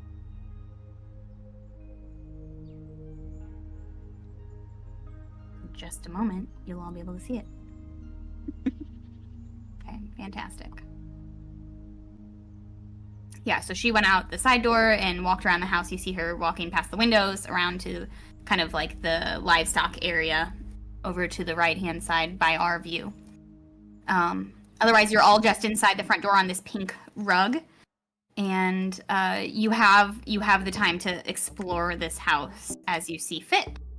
What you do see so far is just kind of a foyer sitting area, receiving area over to your right with a small bookshelf and some chairs. And you see a couple different hallways leading down different ways. And when you look at the map, you can kind of see what rooms are around you. I would like to virtually cast Detect Magic in her room. I guess I'll start it there and then go around. And then Upstairs in her room? Yeah, go to her room, close the curtains, everything, cast the magic, start looking through the top of the stairs or the upstairs, and then see if Marley wants to start with the bottom. We can both hit both floors since we both can do it. Sounds good to me. Okay, great. You cast magic upstairs, which I think we agreed last week had a 30-foot radius, correct? Detect magic, yes. Yes, unless it's like a foot of stone. Right.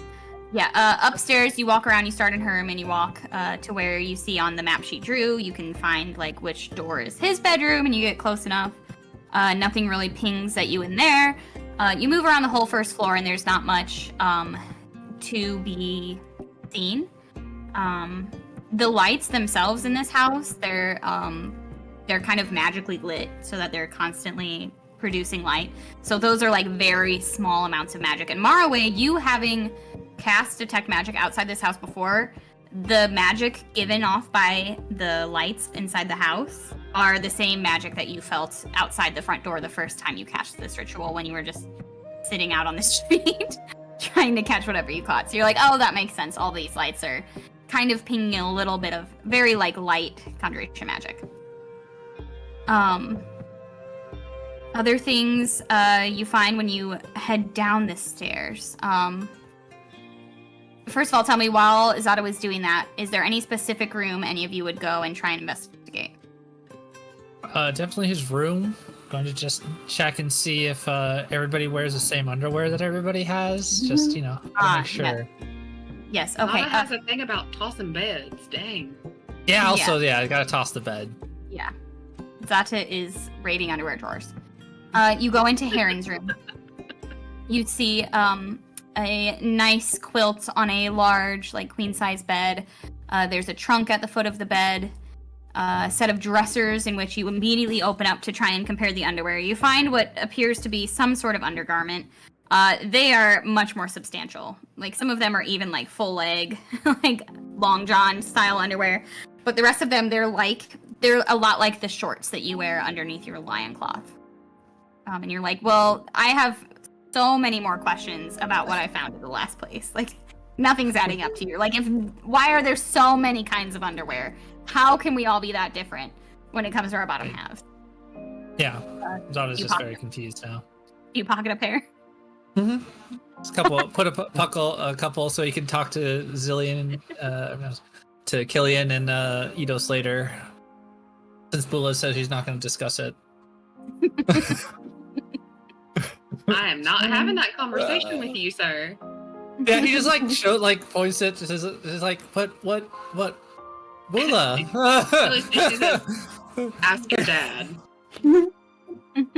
He's really far away. I don't have one of those to ask.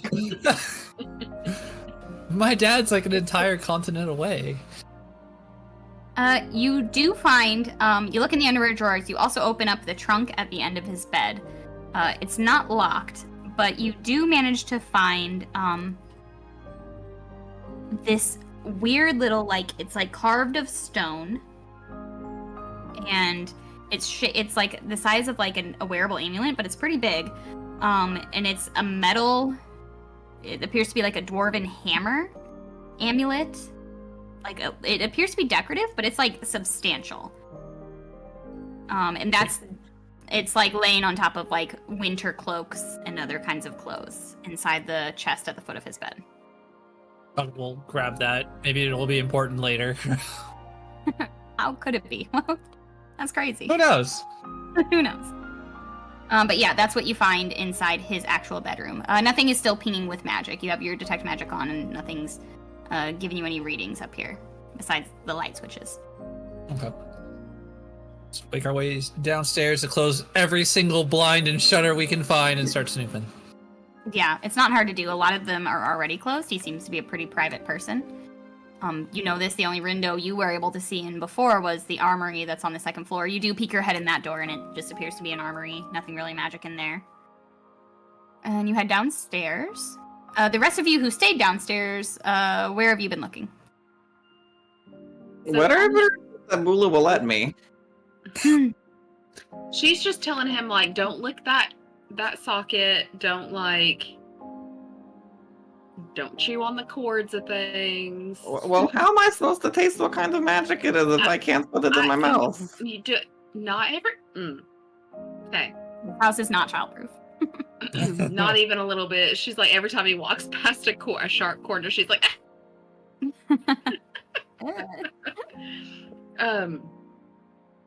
So, in the map that the maid gave us, there is an unknown room in the middle of the house. Indeed. Well, I guess we should snoop in it. I wanna know the unknown. Fantastic, as you should. Okay, so where is the door to this thing, though? Yeah, it's kind of directly in front of the front doors. It's on the right side of what that room looks like. Okay, so right across from the sitting room. From the sitting area. Yes, exactly. You see a sitting area where there's a tea set up, and the door is right across from there. You go over and try the door? Absolutely, I try the door. It's locked. She No. Okay. Even the maid doesn't know what that room is. She wrote this map and she had no idea what she was looking at. Okay. What kind of lock are we looking at? Is anybody else? Maraway, are you next to Bula? Yes. Yeah. The Of lock. course, I don't let him out of my sight. So you both see it's like a key lock, but Maraway, you get stronger magic off of the lock itself, as if there's some spell linked to this lock. So Bula says, Marway, you know that thing you do that tells you what kind of tinglies you're getting? Yeah. Do the thing on the door. I lick the lock to see what kind of magic it is. You know, That's apparently how you use to detect magic. The magic has a different taste. You get back that it is a there's an alarm spell set on this lock. That's pretty Oh. obvious. so on the door. Yeah. Okay. Hmm. Well, if we try to open it, it's just going to scream or something. I mean, we have the Dispel Magic Scroll, but I think we should probably use that for this dangerous artifact. Or do we use it to get to the dangerous artifact? Ooh, questions. So many options. Can I see under the door at all? Like, is there even the slightest little crack? Yeah, for sure there is. There's a small 1-inch crack because the floor is wood, but you know, we've discussed before, this is an old building, like one of the first houses built in Tuzankin. So the doors have to be a little bit off the floor because the floor is not the most even. Yeah, so you can get down and peek through. No. What are you looking for? I'm not looking for anything. But if you want, I could have Huthamer go in there and look for us. Do you So want me to do it? Bula looks over and he's got his head like to see Yeah. that there is a crack that Huthamer could go under, and so he's like. got Oh his no, I was face just up on going the to crack. summon him inside. No, I know. His little goat tail is just sticking in the air. Oh, for sure. Like his skirts like are up above his little tail. Yeah.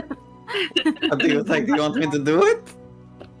Do you think that would trigger the alarm? That was my I don't think question. Do so. you I think don't that would think trigger the so. alarm? I don't think it would. Or would tampering with the door? Maraway, trigger the like alarm? the lock itself is lit up, and like there's a trail going off of the lock of magic. Like it's very obviously connected to the lock of the door.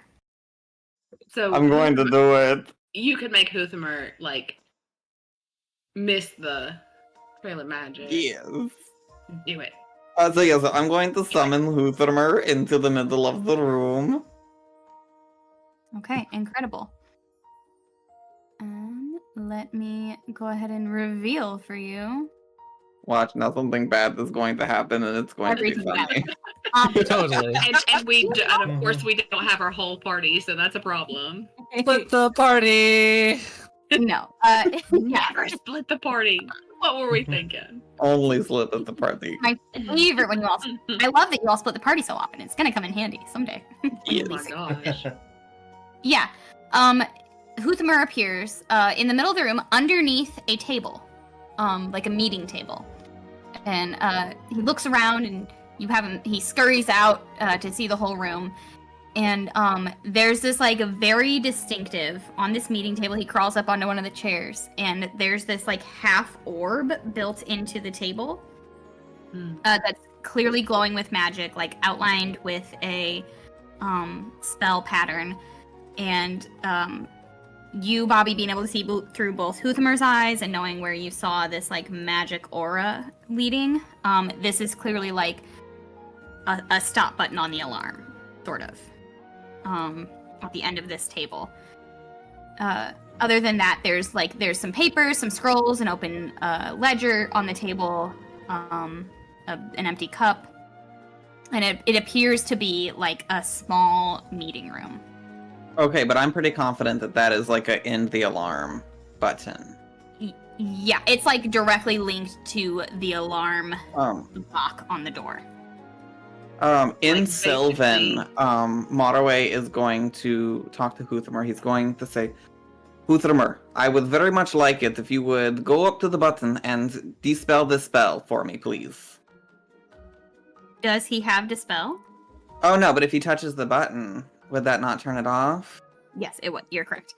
Yeah, so he obeys. He scurries up onto the table and across to this orb and places 2 front paws on it, and vroom, the magic aura just turns off. Whoop, we did it. Okay, let's go again. Did Perfect. we unlock it, or did we just get rid of the alarm? Moraway doesn't know. He goes to open it and just face right into the door. Correct. It's like, He ah! got it on the handle and just Okay. boom. Yeah. Yeah. Well, we almost did it. You can try I and will- force the door. I will use the lockpicking kit that we did get, or the thieves' tools that we did get. Sana now You heard has it. Yes, you are welcome to do so. Go ahead and roll a sleight of hand.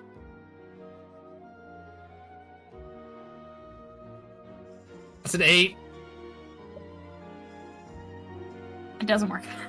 That is not how you use those tools, sir.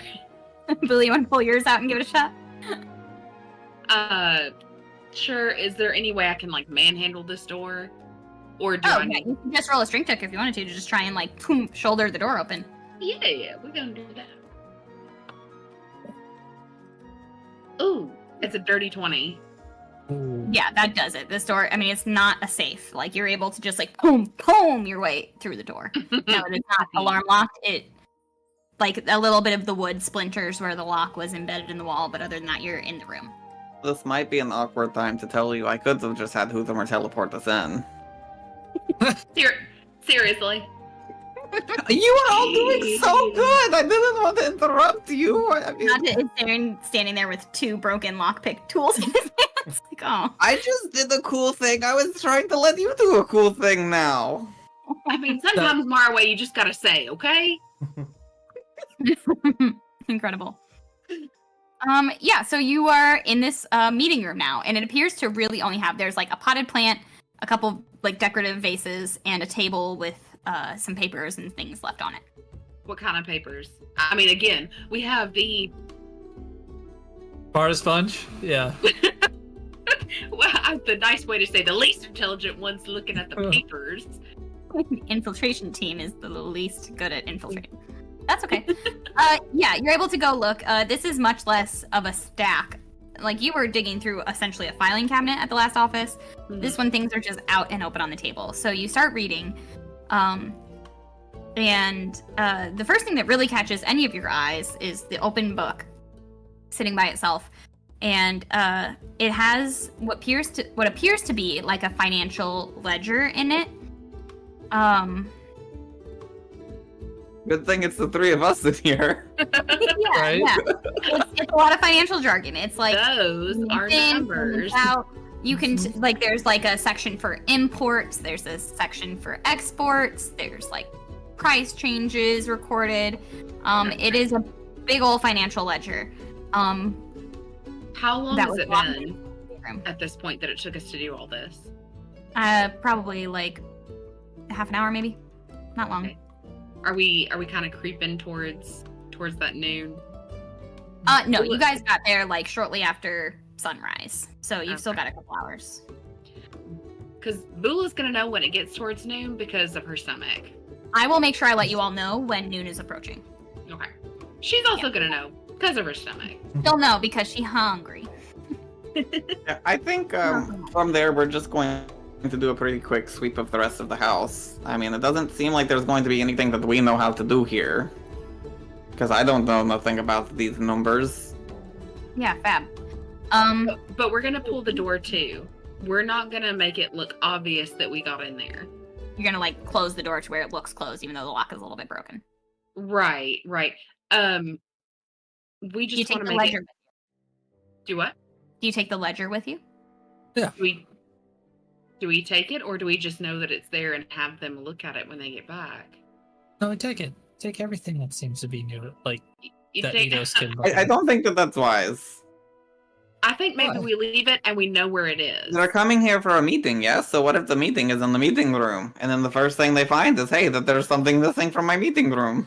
Right? I think that the other isn't it to the north that there's probably be going to the room over to the Well, I don't know. Let's go look in it. While you're all yeah, let's having go. this conversation, like Zada's trying to pocket the ledger, this big ledger book. It's huge. And then he also tries to pocket this other thing, and he picks it up, and Zada, you just, like, it unfurls when you pick it up and you read it, and it's this scroll. And it's handwritten. It's not, like, very finely printed like the one, the ledger that you're looking at. And it, you start to read it, being like, oh, we should take everything. And so you're reading what you're about to take, and, it's this, like, long account of facts about what appears to be each of the Tuzank grandchildren. Like, the children of the counselor-elect, essentially, the youngest Tuzank. And, at the very end, like, it has, like, their personality traits, their scores from their schooling, their, like, physical ability, like, what they look like, how they've aged, all these different things, their friends, and you're like, this is weird, and the longer you read, the more creepy it is, because it's got, like, facts about, like, their, like, biggest fears, and things they like and don't like, and you get to the end, and it has, like, a little, like, a little footnote that says, our suggestion, the second grandchild, as in the second child of the middle Ozim who you've met, Hildegard, is the one who should win the council seat in the future. It says, it has an asterisk, and it says, easily manipulated, vain, naive, low marks in school. Is that the one that we met in the, like, way back when we were seeing the animals and stuff? This appears to be an account of all of his children. He, the one you met, the middle-aged man, Yeah, but we met one of the younger ones. yeah, you met, the son of the current counselor. Okay. Not the grandsons. Yeah, so these are the grandchildren. These are the actual, like, children. They're all teens and children, from that man. So these are all future possible leaders of Tuzank, and this is very obviously an account of who. It's a This burn man- book of who they can tell Yeah, you it's a what they burn book. want. It's Very a much burn a burn. book. Yeah. Okay. Yeah. Mean So Girl that is. style. And Well, I'll that's a good find. Yeah, I'll take that and then just do a quick sweep to the other place. And I would say I could stay behind this door because as soon as they come in, we're going to ambush him. Well, okay. Also, Bula sees him trying to put like all these ledgers and scrolls and stuff, tucking them into like his. Oh, he has his backpack. Blind He doesn't cloth? have anywhere. No, he just puts it in his she's backpack. like, if you wore more clothes, you'd have a place to put those, sir. That's That's what the backpack's for. Very heavy It's- backpack. Yeah, I'm like, that's why I have a backpack. All the stuff goes in there. Incredible. She rolls her eyes real hard and just walks out of the room. All right. You all go back out to see what other rooms you can search. You see like a very basic sitting room with a couple bookshelves. You go back toward the front door and you open up a random door to what appears to be a library. Books. Lots of books with words that I don't know. Oh yes, many books with words you don't know. Incredible. Marway, Yes. can you do the thing with telling what's tingly in here? I mean, have found yeah. that books, though I cannot always decipher them, often have some interesting stuff between those bindings. Sure. Yeah, and we'll I go can- ahead and. Also do that as well. Well, come look at the books. Between the two of you spread out. There's only one book that it's not like giving off its own magical aura, but it's obviously had like magic done around it. Like it's just a little bit of a shimmer of magic. And Marwa, you find it and you pull it off the shelf. And it's called Bindings and Beckonings. And you flip it over and you read the back cover insert. And it says, Bindings and Beckonings, a compendium of conjuring and summoning arts. Well, we've got to take this. I need to read this. Who doesn't want to be able to do something like he that? just opens his backpack. He's like, "You want to put it in the backpack too? I got a book in there too." Well, I don't know. That's kind of stealing, and that's not really a good thing. I was just going to take it upstairs and read it.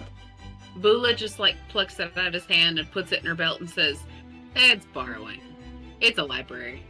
We'll give it back. Oh, that is how your human libraries work, so it does make a bit of sense. So she's got it tucked away from Morroway when he's got a chance to read it. Zada, you turn to leave, and one of the books that's just sitting out on a little table appears to, the binding is broken, it looks well-loved. It's called Whispers in the Moonlit Garden. And it's... Puts it in his backpack. Just grabs it, puts it in the backpack if no one's looking. Just to puts it in there. Was that a shameless plug for the KD20 book club? No, but it should be. No, but this was. Catch us on Fridays for naughty books. Watch our book club. It's gonna be so spicy. Okay, incredible. Yep, you pocket a romance novel in your backpack, and you head back out. More questions. Yes, naturally. All right, so he's got a romance novel and various states of thongs in his backpack. Undergarments. What kind of naughty kitty is this? A very curious one. Doesn't understand. Curiosity killed the cat, sir. Put that Have to catch distraction me brought him first. back. Oh, gosh. You're jinxing us. Now he's gonna die. It will be a sad way. I think Motorway is probably just gonna go upstairs to the room they were told to wait in, with the book from Bula's belt, and he's going to sit there reading and have Huthermer kind of tutor him on these words. Okay, great. Go ahead and roll a, an investigation. Oh. Ow. It's hard to learn. It's an 11. 11. You're picking up some things from it. What you're able to decipher after Huthermer's tutoring, it appears to have it's pretty crudely written, but it's, from what you know about magic, it's seemingly pretty accurate. It's a beginner's guide to conjuring magic, including the summoning and binding of creatures and elementals. Oh. Well, we're going to have to trade for this, so I guess I take a gold piece and just set it aside so I can put it in the spot where the book was later. Nice, cool. Because you're gonna keep it. You're paying that late fee early. Yeah, I'm gonna. Yeah. I like it. Okay. Bill me. Absolutely. Incredible. Okay, Bula, while he goes upstairs and, settles into Hazel's room and is reading, what are you and Zada doing? Bula is going to just hey, there's a kitchen over there. Mhm.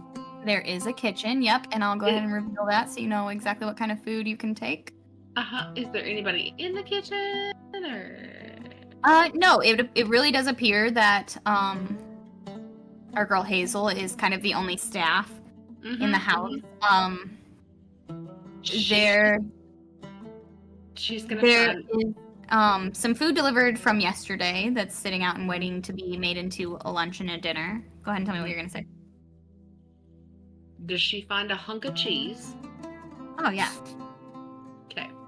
Hunk of cheese, very important. Hunk of cheese and some kind of dehydrated beef.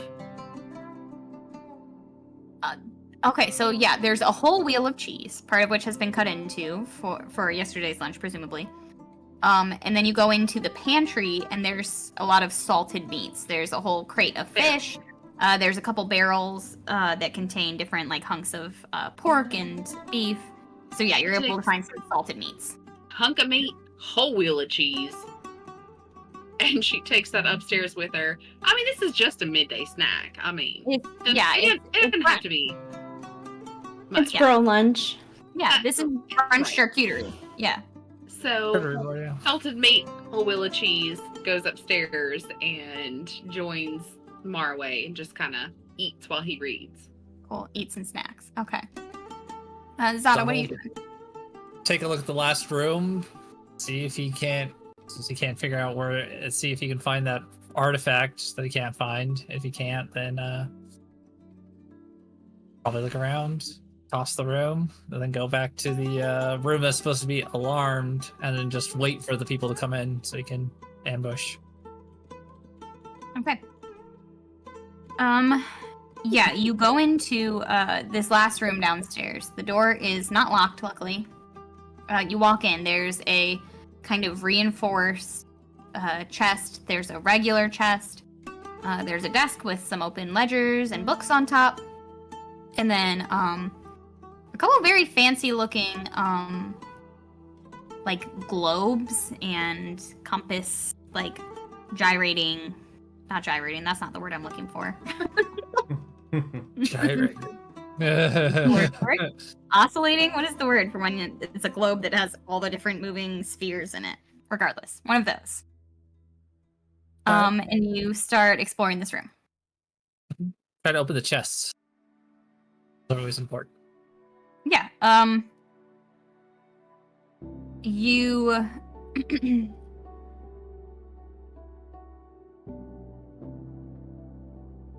Do you still have? How long does detect magic work?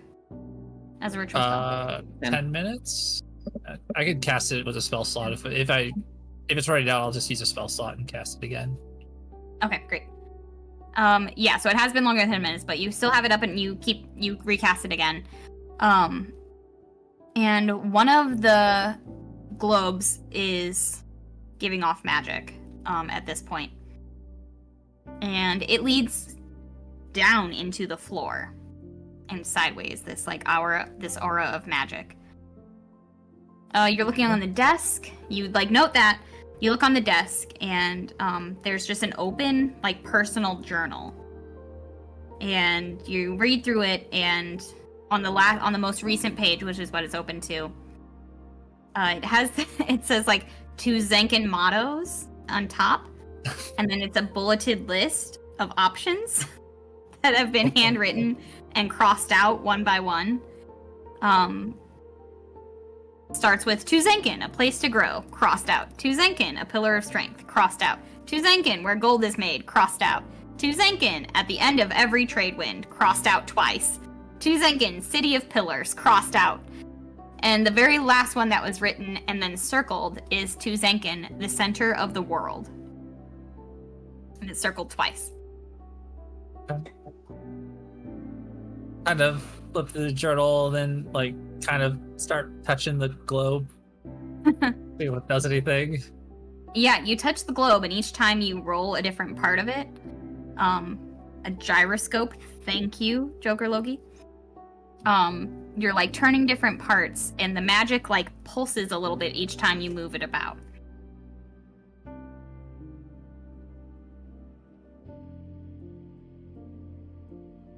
And it goes down into the floor, you said? The magical aura does, yeah.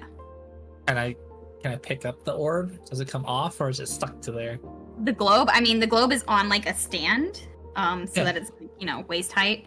So you pick it up, and it the aura continues, but it's obviously linked to something in the floor. The aura stays regardless of where you move the globe. But every time you turn one of the different globes within the globe, the magic kind of flickers and shimmers. Okay. Zada will probably try to read through the journal and just keeps poking at it, and he just forgets that he's supposed to be waiting in the other room and just gets distracted with the orbs, just trying to figure out what the hell it does and read his journal. Roll a wisdom check. Oh, I have good wisdom. Oh, nat 20 for 23. Nat 20. Yeah, you flip through this journal.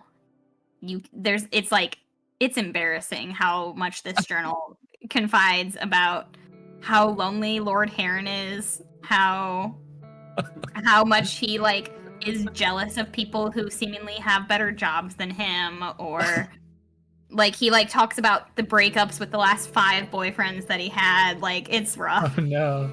But, like, you Poor keep guy. going back. You keep going back to this circled city motto that he is, like, adamant about proposing. And it says, Tuzankin, the center of the world. And down in a footnote, it says, world, question mark? Maybe universe, question mark? And that just, like, you read that, you keep going back to it, it's stuck in your head, and you look at the globe. Yeah, It he'll has just a- kind of like absentmindedly say it while he's like messing with the orb. Like, what the hell kind of a statement is that? Tuzankin, the center of the world? Tuzankin, Yeah. the center of the universe? He's like touching the orb while he's saying it. Yeah, you're just rolling the globe, and it has the globe itself, like, it has all the different continents of the world Dion as different layers. You can move it around, and as you're just, like, casually, you're reading it, and you just, like, instinctually roll Tuzankin, the city, dot, to the top center. And you hear a click, and the magical aura disappears.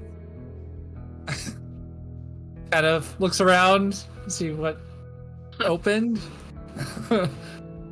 You feel it beneath one of your heels, a little in the floor. Like a Okay. floorboardless. Kind of looks around, opens it up, Yeah, lifts it up. You have to flip back a whole rug. And you see a trapdoor that has unlatched and just popped up slightly higher than the floor. Open. Yeah, you instinctually just pull that thing open, and there's a ladder leading down into a deep basement. So it's like, should I tell Bula? Will Bula not let me go down there, though? That was not on the map. But he's like, I should probably tell them. So he's gonna run upstairs, like, goes upstairs and be like, I found it. I found something. What kind of something? A secret door. Secret tunnel. Secret tunnel! Secret Secret tunnel. tunnel! It's a secret door I found. And I read his journal. He's a really sad man. Well, sad people. I mean, when you're a bad person, you're normally also sad. So There's You are true. I'm just saying he's a really sad guy.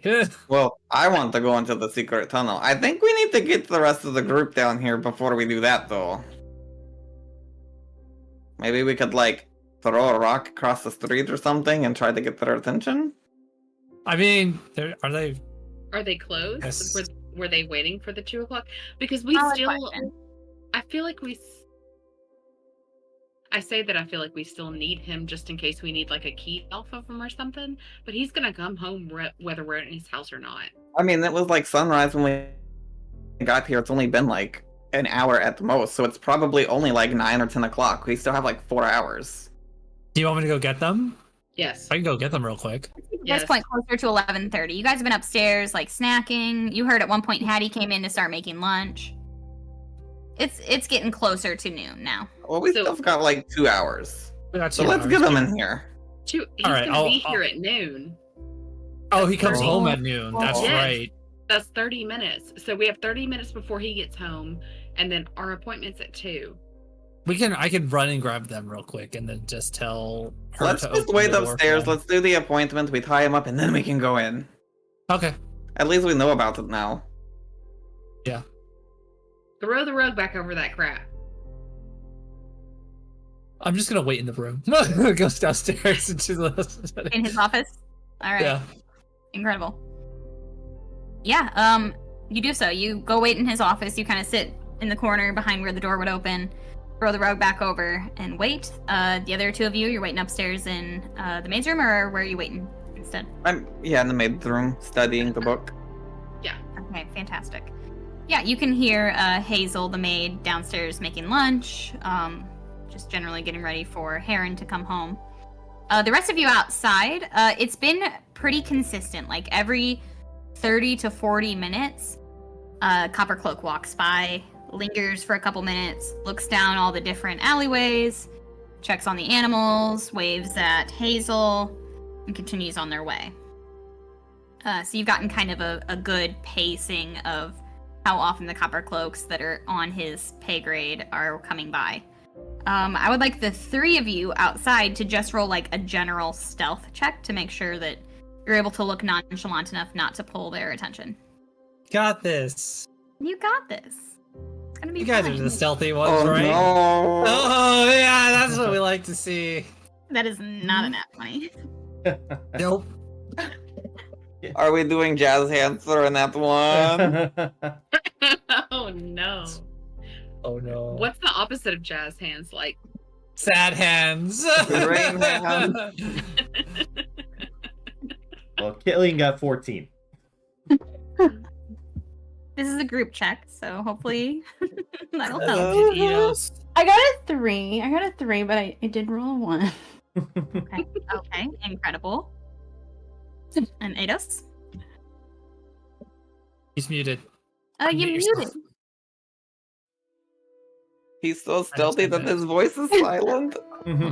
I've been making jokes this whole time. I got a 17. Yeah, and they're really funny. They're probably my best jokes I've ever told. Yeah. No one heard though. Damn. Big sad. Big sad. That was a what, 17? Yes. Okay. Luckily that was a group check. So although Seraphina gets bored like so fast and like just is like singing to herself, she like is like she starts like adjusting her hair. She's being very chalant. And you both are like constantly like, shh, we're being sneaky. We're trying to be low key. So you both manage to keep her a little bit quieter, and you pass the time waiting, just, you know, looking like you're waiting for a friend to open a door next door. You're just kind of walking up and down the street casually, looking like you're on your way somewhere else. And every time a city guard walks by, you manage to evade their particular notice. Also helps that you're all dressed quite impeccably. So these couple of hours have passed. You don't know what the heck is going on inside. After the first hour of watching your party close blinds and and run around the house, you see lights turning on and off. You've all managed to remain fairly unbothered during this time. And it gets close to noon. You're all like checking the sky, noticing that the sun is at its height.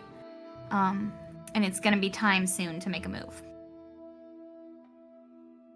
Did you all say you were gonna go and try and alert them? Or are you just gonna wait until 2 o'clock? I think we were just going to try to wait till 2 o'clock, but we do have a big cat sitting in an office. You sure So that could be slightly problematic. You sure do. Can we coax the cat upstairs? Does anybody have some yarn? Yeah, kitty.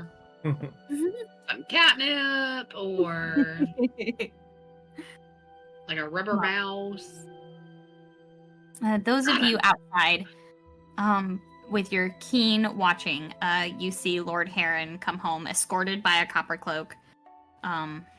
Give them a salute and a nod, and he goes inside through the front door. You see Hazel has been inside for like 45 minutes at this point. Shortly after Lord Heron comes home, Hazel comes outside and recognizes some of you and gives you a nod and continues on her sort of outside work in the yard. Those of you inside, Zata, you're inside Lord Heron's more public office, and you hear him come home and demand his lunch be set up in the sitting room. So he is sitting and reading some just paperwork in the sitting room, eating some food. Those of you upstairs were able to hear his footsteps coming in, the front door opening and closing, and he appears to be enjoying a relatively normal lunch. And he's rolling real bad for perception, so he has not noticed anything amiss in the house. What do you all do? He is currently sitting on one of the 2 blue couches in like sitting room with the piano, eating lunch. That's where you can all kind of hear him sort of barking demands at Hazel the maid and talking to himself as he goes about his afternoon business. I think it would be wise to just stay put until the rest are here. Yes.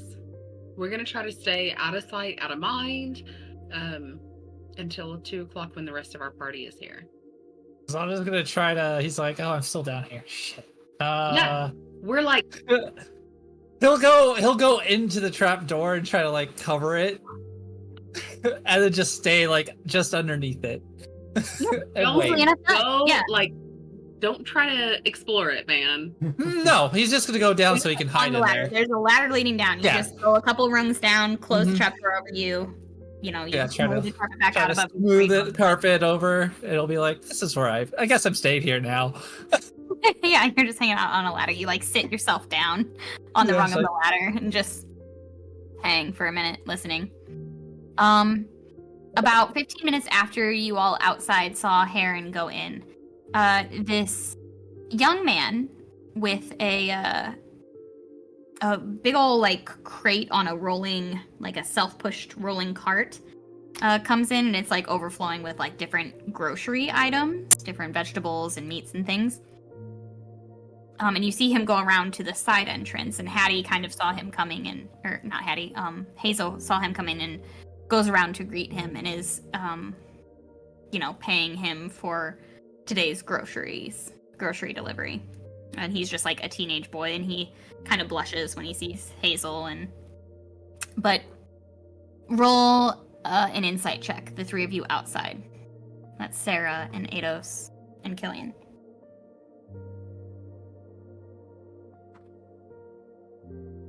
19. 12. 3. Nice. All right, 3. Ados, you know teenage boys. You know teenage boys. You were one once. You Boys will be boys. Boys will be boys. You can tell that he's like flirting with Hazel. But more than he's flirting with Hazel, he's clocking who's inside. He appears to have kind of waited until Heron was home, until he came and delivered the groceries. And after Hazel accepts the payment, or accepts the delivery and pays him, you see him kind of start to walk back toward the street, but immediately makes a U-turn and kind of hides behind some bushes and tries to like look in different windows of the house. Turn to Killian. I'll say, you see this kid? Yeah, what about him? Do we need to stop what he's doing? He's gonna mess the whole thing up. How close is this kid to the house? At this point, he kind of snuck around some bushes. There's this like cute little courtyard area out by the servants' entrance. And he's hiding in the bushes there, looking in the windows and kind of still next to that side entrance, that side door. And so he's right up against like looking in a window from inside a bush. And are there any copper cloaks coming? You take a look around, and there doesn't appear to be. There was the one copper cloak that was there, like, escorting Heron back home. And they left, and there doesn't appear to be anybody else coming by right now. Around what time is it? It's like 12:30, 12:45 at this point. What? Should we get him out of there? We need to stop this kid. He's gonna do something stupid and mess this up for us. It's close enough to our appointment that I don't think it's gonna matter if we get caught. Fair enough. Yeah, Killian will try his best to kind of like stealthily approach this kid, not to startle him too much, just to kind of get the drop on him a little bit. Yeah, roll a stealth check with advantage. All right. That's going to be a 16. Nice. Yeah, you're able to get like right up behind him. He's like hiding in this bush, so he's not paying any attention to what's not in the window he's looking in. And you walk up and you whisper, what? I kind of really just want to go like this, just like pull him away. Nice. Yeah, you do so easily. He's a teenage boy. You're trained in this, so you manage to pull him away from the window, covering his mouth, and he starts to like wiggle a little bit, and his eyes get real big and scared. and you drag him back toward kind of like the tree line along the river where your friends are hiding. And as I'm like holding on to his mouth, Killian's just gonna say, "Listen, I'm not going to hurt you. I just wanted to get you off the property. What are you doing looking in the window like that?" And I'll. Wait, what? Who are you? Don't worry about who I am. Who are you? I'm just a grocer. I'm just a grocer. I'm just delivering the food. And I'm sure Lord Heron would appreciate you peering inside of his house. Well, no. But how did you know that I was here peering inside the house? Aren't you kind of creepy too? He's just like taking a shot in the dark. Kelly's just like, "Get out of here, kid." Pushes him, like, "Don't let me see you around here again." He's like, okay. Just been watching this house for a while. This guy has a lot of money. I assume if you're also watching the house, you know about the money, right? Young man, we have an appointment here. I have no idea what you are speaking of. Wait a minute. All right. Okay. I'll go.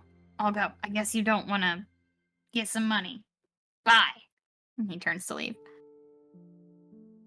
Very much. He's a human boy, but he's got his tail between his legs. Kelly's gonna walk back to Eidos. It's like, all done. Nice. You're raising them right. You watch him like slink off through kind of a back alley and leave. Those of you inside, Zata, you're hiding in this ladder underneath the trapdoor. You do hear after lunchtime has kind of come and gone. You hear the office door open and close. You hear footsteps above your head. The rustling of some drawers, a chair being scooched back and forth away from the desk. Just kind of sounds like stopping in, grabbing some things, and then he goes back out of the room. And you hear the footsteps recede a bit. Taking everything in his willpower to not jump out and beat this man. He's just like, gotta wait. Yes. You do manage to avoid temptation. Those of you upstairs, you've heard some movement downstairs. You've heard lunch come and go. You've waited a bit. What are you gonna do? Just wait. No, we've got to wait till the rest of our party gets here. Yeah. Okay, you all wait in where you're at. Lay low. And eventually, you assume 2 o'clock rolls around because you can all hear the loud banging on the front door. Actually, it's 1:45. Okay, actually it's 1:45. 15 minutes Not early, early. you're 5 minutes late or something. I don't remember what it says. If you're on time, you're late. Yes, that's it. Have we You're seen, since we were outside, have we seen any other people like come in and out, or is this like, are we the first ones? You watched the copper cloaks walk by. At one point, you see someone come with a binder, essentially a leather binder. You see the maid open the door, greet them, some nods. You see Lord Heron come to the door, review the list real fast, sign off, hand it back. Appears to be like some kind of banking arrangement, and that's about all the action you've seen outside. Besides Hazel coming and going, doing her chores inside and outside.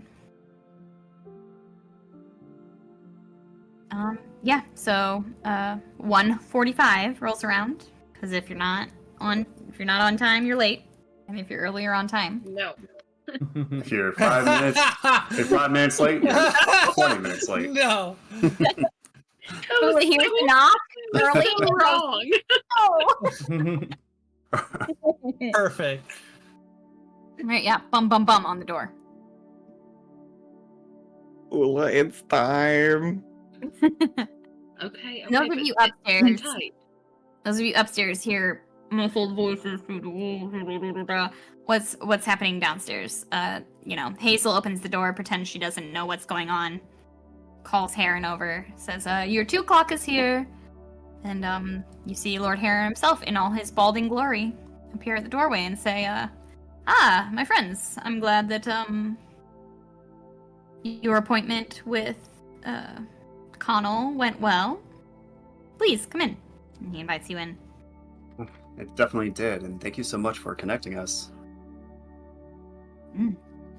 Happy to bring more entrepreneurial spirits into my fine city.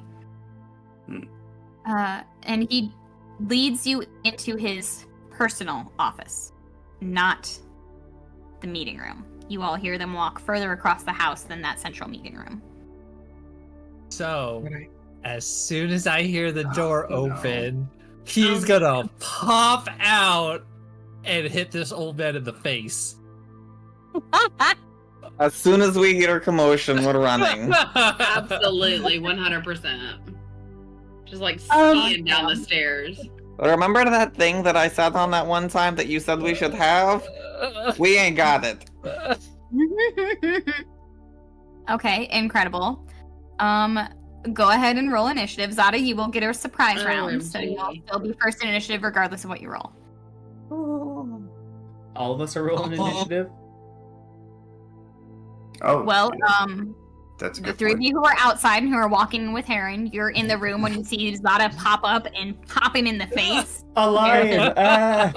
Oh no! A disgusting no. huge Bula cat. and Maraway, you're gonna miss a round or 2. However, I'll put you in initiative when the time comes for you to manage to get downstairs into the office, because you're able to hear the commotion. And we're also going to be using Huthamur to teleport every turn to get us there a bit quicker.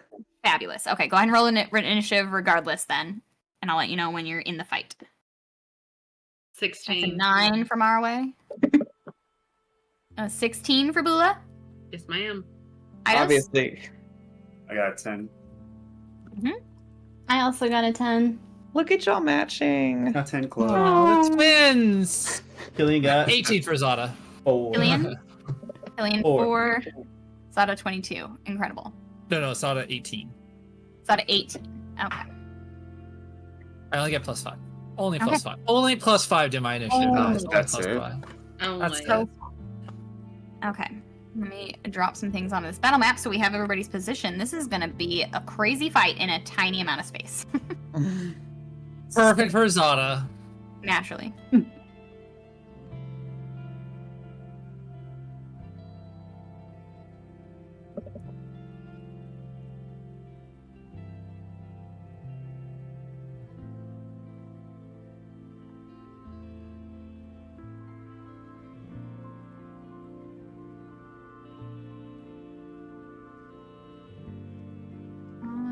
Alrighty. Here we go, kids. Here we go. Zada, you're up. What do you do as soon as you pop up out of the the trap door? Punch him and initiate a grapple. All right, go ahead and roll your unarmed strike. It's a 9 to hit. That's so sad. A 9. Only a 9. 9. Only 9. Does not quite hit.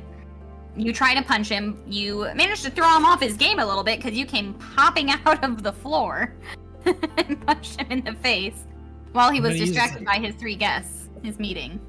Focus point, flurry of blows. Okay, go for it. 2 more unarmed strikes. Yep. Oh, that's a 2, so that's not gonna hit. I'm rolling like crud. Yikes. There we go, 17, 22. Okay, 22 absolutely hits. Go ahead and roll that damage. Alright, so then for people that don't know, or that do know, mugs get a d6 now at the start, not a d4. So that's gonna be 5 points of bludgeoning damage. Nice. Yeah, that hurts. You punch him in his big bald head and he is reeling for a second. Anything else on your turn? Nope. That'll be it. That's my action and my movement to get to him, and then my bonus action, and then I'll wait for my next turn. Okay, to do it again. Next in the initiative order, after hearing this commotion of Zada busting open this trapdoor and Heron going, "Oh, what?" and then getting punched in the face. Bula, what do you do upstairs? Bula's she's gonna run down there. She's gonna try to save his furry little ass. All right, so we're just gonna dash. Try and get downstairs as best we can. We're just gonna dash, yeah. I think it's gonna take all my movement to get to him. Yeah, it's definitely gonna take more than just this round, but within the Right. next round, we should be able to make it there. Fair. Okay, it is Lord Heron's turn. He rolled pretty high in his initiative after being shocked into submission by Zada popping out of the floor. And to all of your surprise, Sarah and Ados and Killian, all three of you recognize the casting of a spell. And he casts a firebolt at Zada. Fireball. Firebolt, not Yeah, fireball. yeah. When you started the word fire, my heart stopped. Yeah, he's all like, "Oh no!" He's not trying to blow up his whole house. He conjures this mote of fire and throws it straight at Zada's face, who's right in front of him after punching him. That is going to be a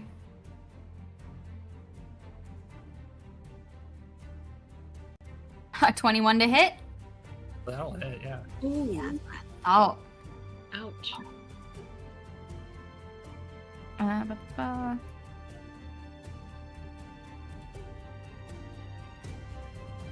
That is 7 damage to Zada via fire. Be a firebolt. And he's not going to try and move away because the office is too small for him to really back up. So he's just going to pick up a quarterstaff that's nearby and get ready for the next whatever he has to do. Ados, that's you. Let's see. Wait. I got a surprise round, right? Am I at the top of the initiative? Don't I get another turn right after? Oh, yeah, you're right. You should have 2 turns right off the bat. Go for it. So say I rolled pretty freaking high. Yeah, punch in the face, and you're at the top of the initiative order. I want to go for another punch. Go for it. 18 to hit. That is.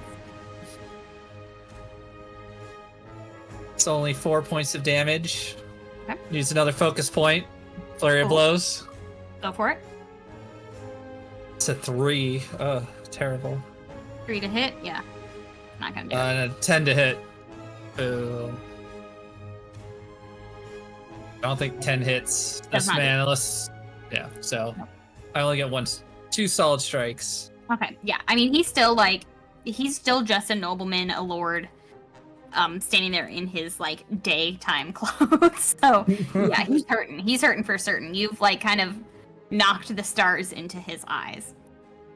And now we're gonna get back to Ados.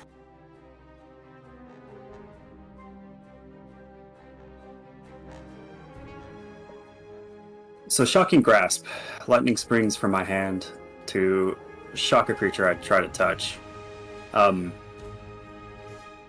He would take lightning damage, and he can't take reactions till the start of his next turn. But can I use that to give somebody a chance to tie his arms? I guess maybe they would get shocked too. Let me read that spell right quick.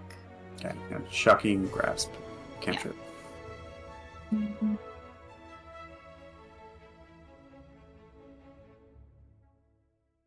Okay, lightning springs from your hand. Deliver a shock to the creature you touched. Make a melee spell attack against the target. You have advantage on the attack. Wearing armor made metal, it's not. Oh, when you can't take reactions until the start of its next turn. Yeah, so anybody who acts after this, he will not get to react to them. So yes, feasibly, if this spell hits, then he will lose that reaction, and anybody after you will be able to try and make a grapple or something. It's either that or hit him in the head with my dagger. I'll try that.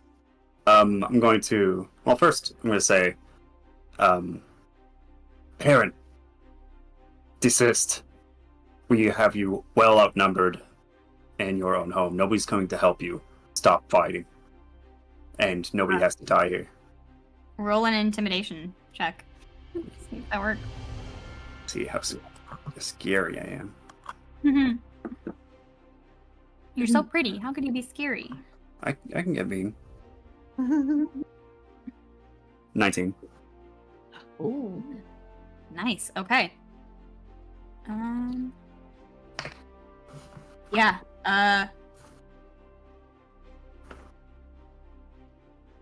He looks around the room and is faced up with 4 of you and hears Bula's giant boot prints across the floor upstairs, realizing there's a whole lot more people in his house potentially. Yeah, literally come. And the quarterstaff that he just picked up, he drops it and goes hands up and just says like, don't kill me. If you want money, I have money. We don't want money. So we need to talk. Somebody tie his hands.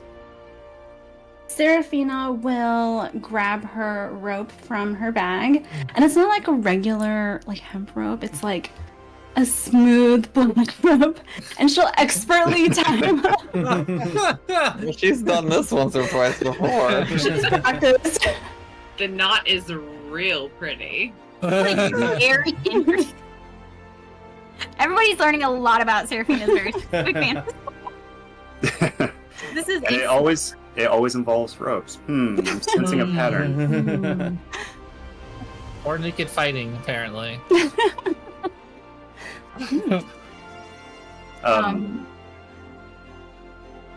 In a last-ditch effort, Seraphina, roll a wisdom save.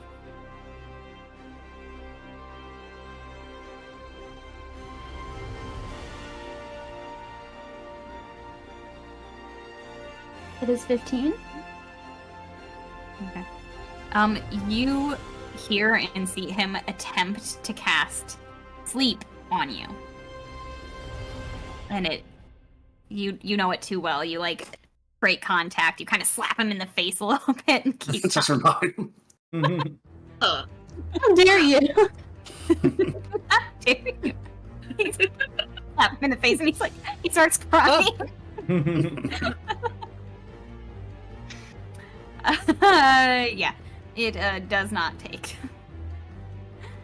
Nice. And you manage to restrain him with his hands behind his back in a very pretty knot. He looks sexy. I shove his sexy ass back onto the couch that he's standing in front of. Says, "Have a seat. We need to have a conversation." I found a trapdoor, guys. What's in it? Found a trapdoor. What's in it? I don't know. They told me I couldn't go exploring it. What's in this trapdoor, Heron? He says, you're gonna have to go down there and find out. I'm gonna touch him and do shocking grasp. Ooh, okay. He's not gonna be able to make a save on that. Go ahead and just roll damage. Little torture technique.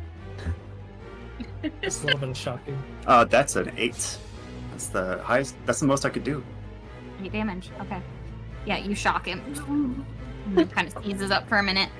Don't play games with us. I mean, he's like the little bit of hair, the like skullet that he's got is like smoking. Go in. Yep, you heard me right. Oh. Yeah.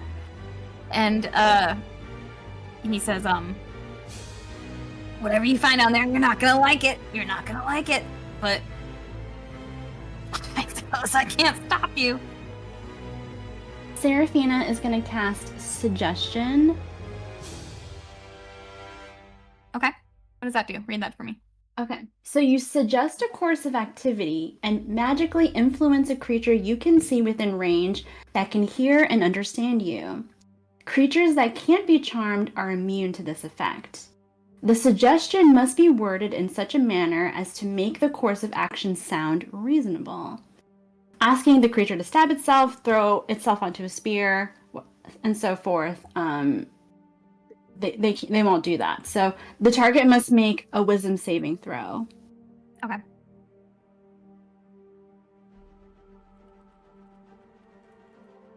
That is a 15. Oof. The wisdom save. Yes. Yeah, you try and cast suggestion on him. And as the spell connects, you feel it connect, but then his eyes go black. And he tries to, like, respond to your spell, but as he tries to speak, he starts coughing up blood. Have me and Bula got there yet?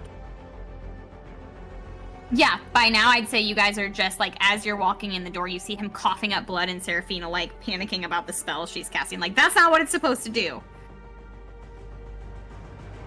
This guy ate a poison pill. Yeah, that was not the reaction we were expecting. In Here's any what- shape, form, or fashion. And his black eyes lock on Zada, who's the first person that punched him, and say, You'll find nothing in the vault but death and decay. just this horrific demonic voice coming out through his mouth. Does it look like he is attempting to fight this force, or is he just letting it take over? Aside from the initial coughing up of blood spray that gets on a couple of people nearby him, he appears to have actually kind of relaxed with his arms tied behind his back and just is staring at no one, at you, looking around the room, but doesn't appear to be fighting what's happening at this point. Well, I guess we should go down there. What are we doing with this, like, Hellboy over here? Zada grabs his sword and runs him through, and says, "May Aaron be merciful to you." Incredible. And for the, Just like, and then for, yeah, he'll just, he's No. like, and for the people that you tortured, and then he just stabs him through the heart. no Alright, questions asked, no information, just like, Just straight up kills him. That's a demon right there. Go ahead and roll your attack with your sword with advantage. He's tied up. 18. Yep, that hits. Go ahead and roll damage. 8. That'll do it. Yeah, you finally pull out your sword from your sword belt and run it straight through his heart. And this, like, the blood that he was spitting up turns into this, like, just black, smoky ichor that just, like, out his nose, out his eye sockets, out his ears, just escaping from his body through every orifice. And then he falls limp against the back of the couch. Dead. If you notice, Zada has been a pretty jovial guy, but when he does this, he is dead serious. His eyes are very narrow. His ears are, like, at attention. His tail is, like, flipping behind him. And then he just cuts it out, wipes off the blood, and then just goes down the stairs. Well, that's one way to interrogate a prisoner. And I'll follow. All right. I'm going to walk over to his dead body and, like, close his eyes. Yep. And Morrowe is just going to say that mercy has been seen here today. Bula just follows far away. Okay. Yeah. You all climb down the ladder into the basement. And that's a damn good time for us to call this episode. It'll be fine. It'll be fine. Everything's gonna be a-okay. Everybody loves a haunted basement. Everybody loves it. Demon-possessed basement. Perfectly fine. We all know this basement is haunted. It's possessed. It has demons. It's not haunted. I almost imagine like an exterminator coming over. He's just like, "Yep, you've got demons." Yeah, you see this damage in the foundation? That's demons. Yeah. Mhm. See the black smoke? Ooh. You smell that awful whiff of sulfur? Sulfur? Demons. You got demons. This Yep. is at least a second level of hell. Yeah. Right there. This is like a second level possession. Yeah, this is pretty bad. You got Seen it once or demons. twice. Hope your homeowner's insurance covers it. Oh my gosh. After a fine bit of murder, you all are climbing downstairs. And, yeah, not much else to be said here except for, thank you, players. Salute. Yeah. Thank you, Nope. DM. Thank me. Thank you. Yeah. Thank you to the watchers. We will see you next Monday, right here at 7 Central, 8 Eastern. Anything else, Bobby, that we need to say before we sign off? Nope. Just know that we have things going on almost every day of the week. So if you ever just want to hear our awful voices at any point in the time, we are readily available for you to listen in on all the craziness that we're doing. So come find us. Come stalk us. We love stalkers. All we care about is our stalkers. That's it. That's why I'm here. That's Alpha Stalkers. Right. Alright. I just want a secret admirer. There you go. Anybody want A super possessive secret admirer. If you're a demon watching us, at me. I got a contract I want to fill out. Yes, thank you kindly, everyone who watched, to our fans, to our friends, to our family. We love you all. See you in a week. Bye. Bye. Bye.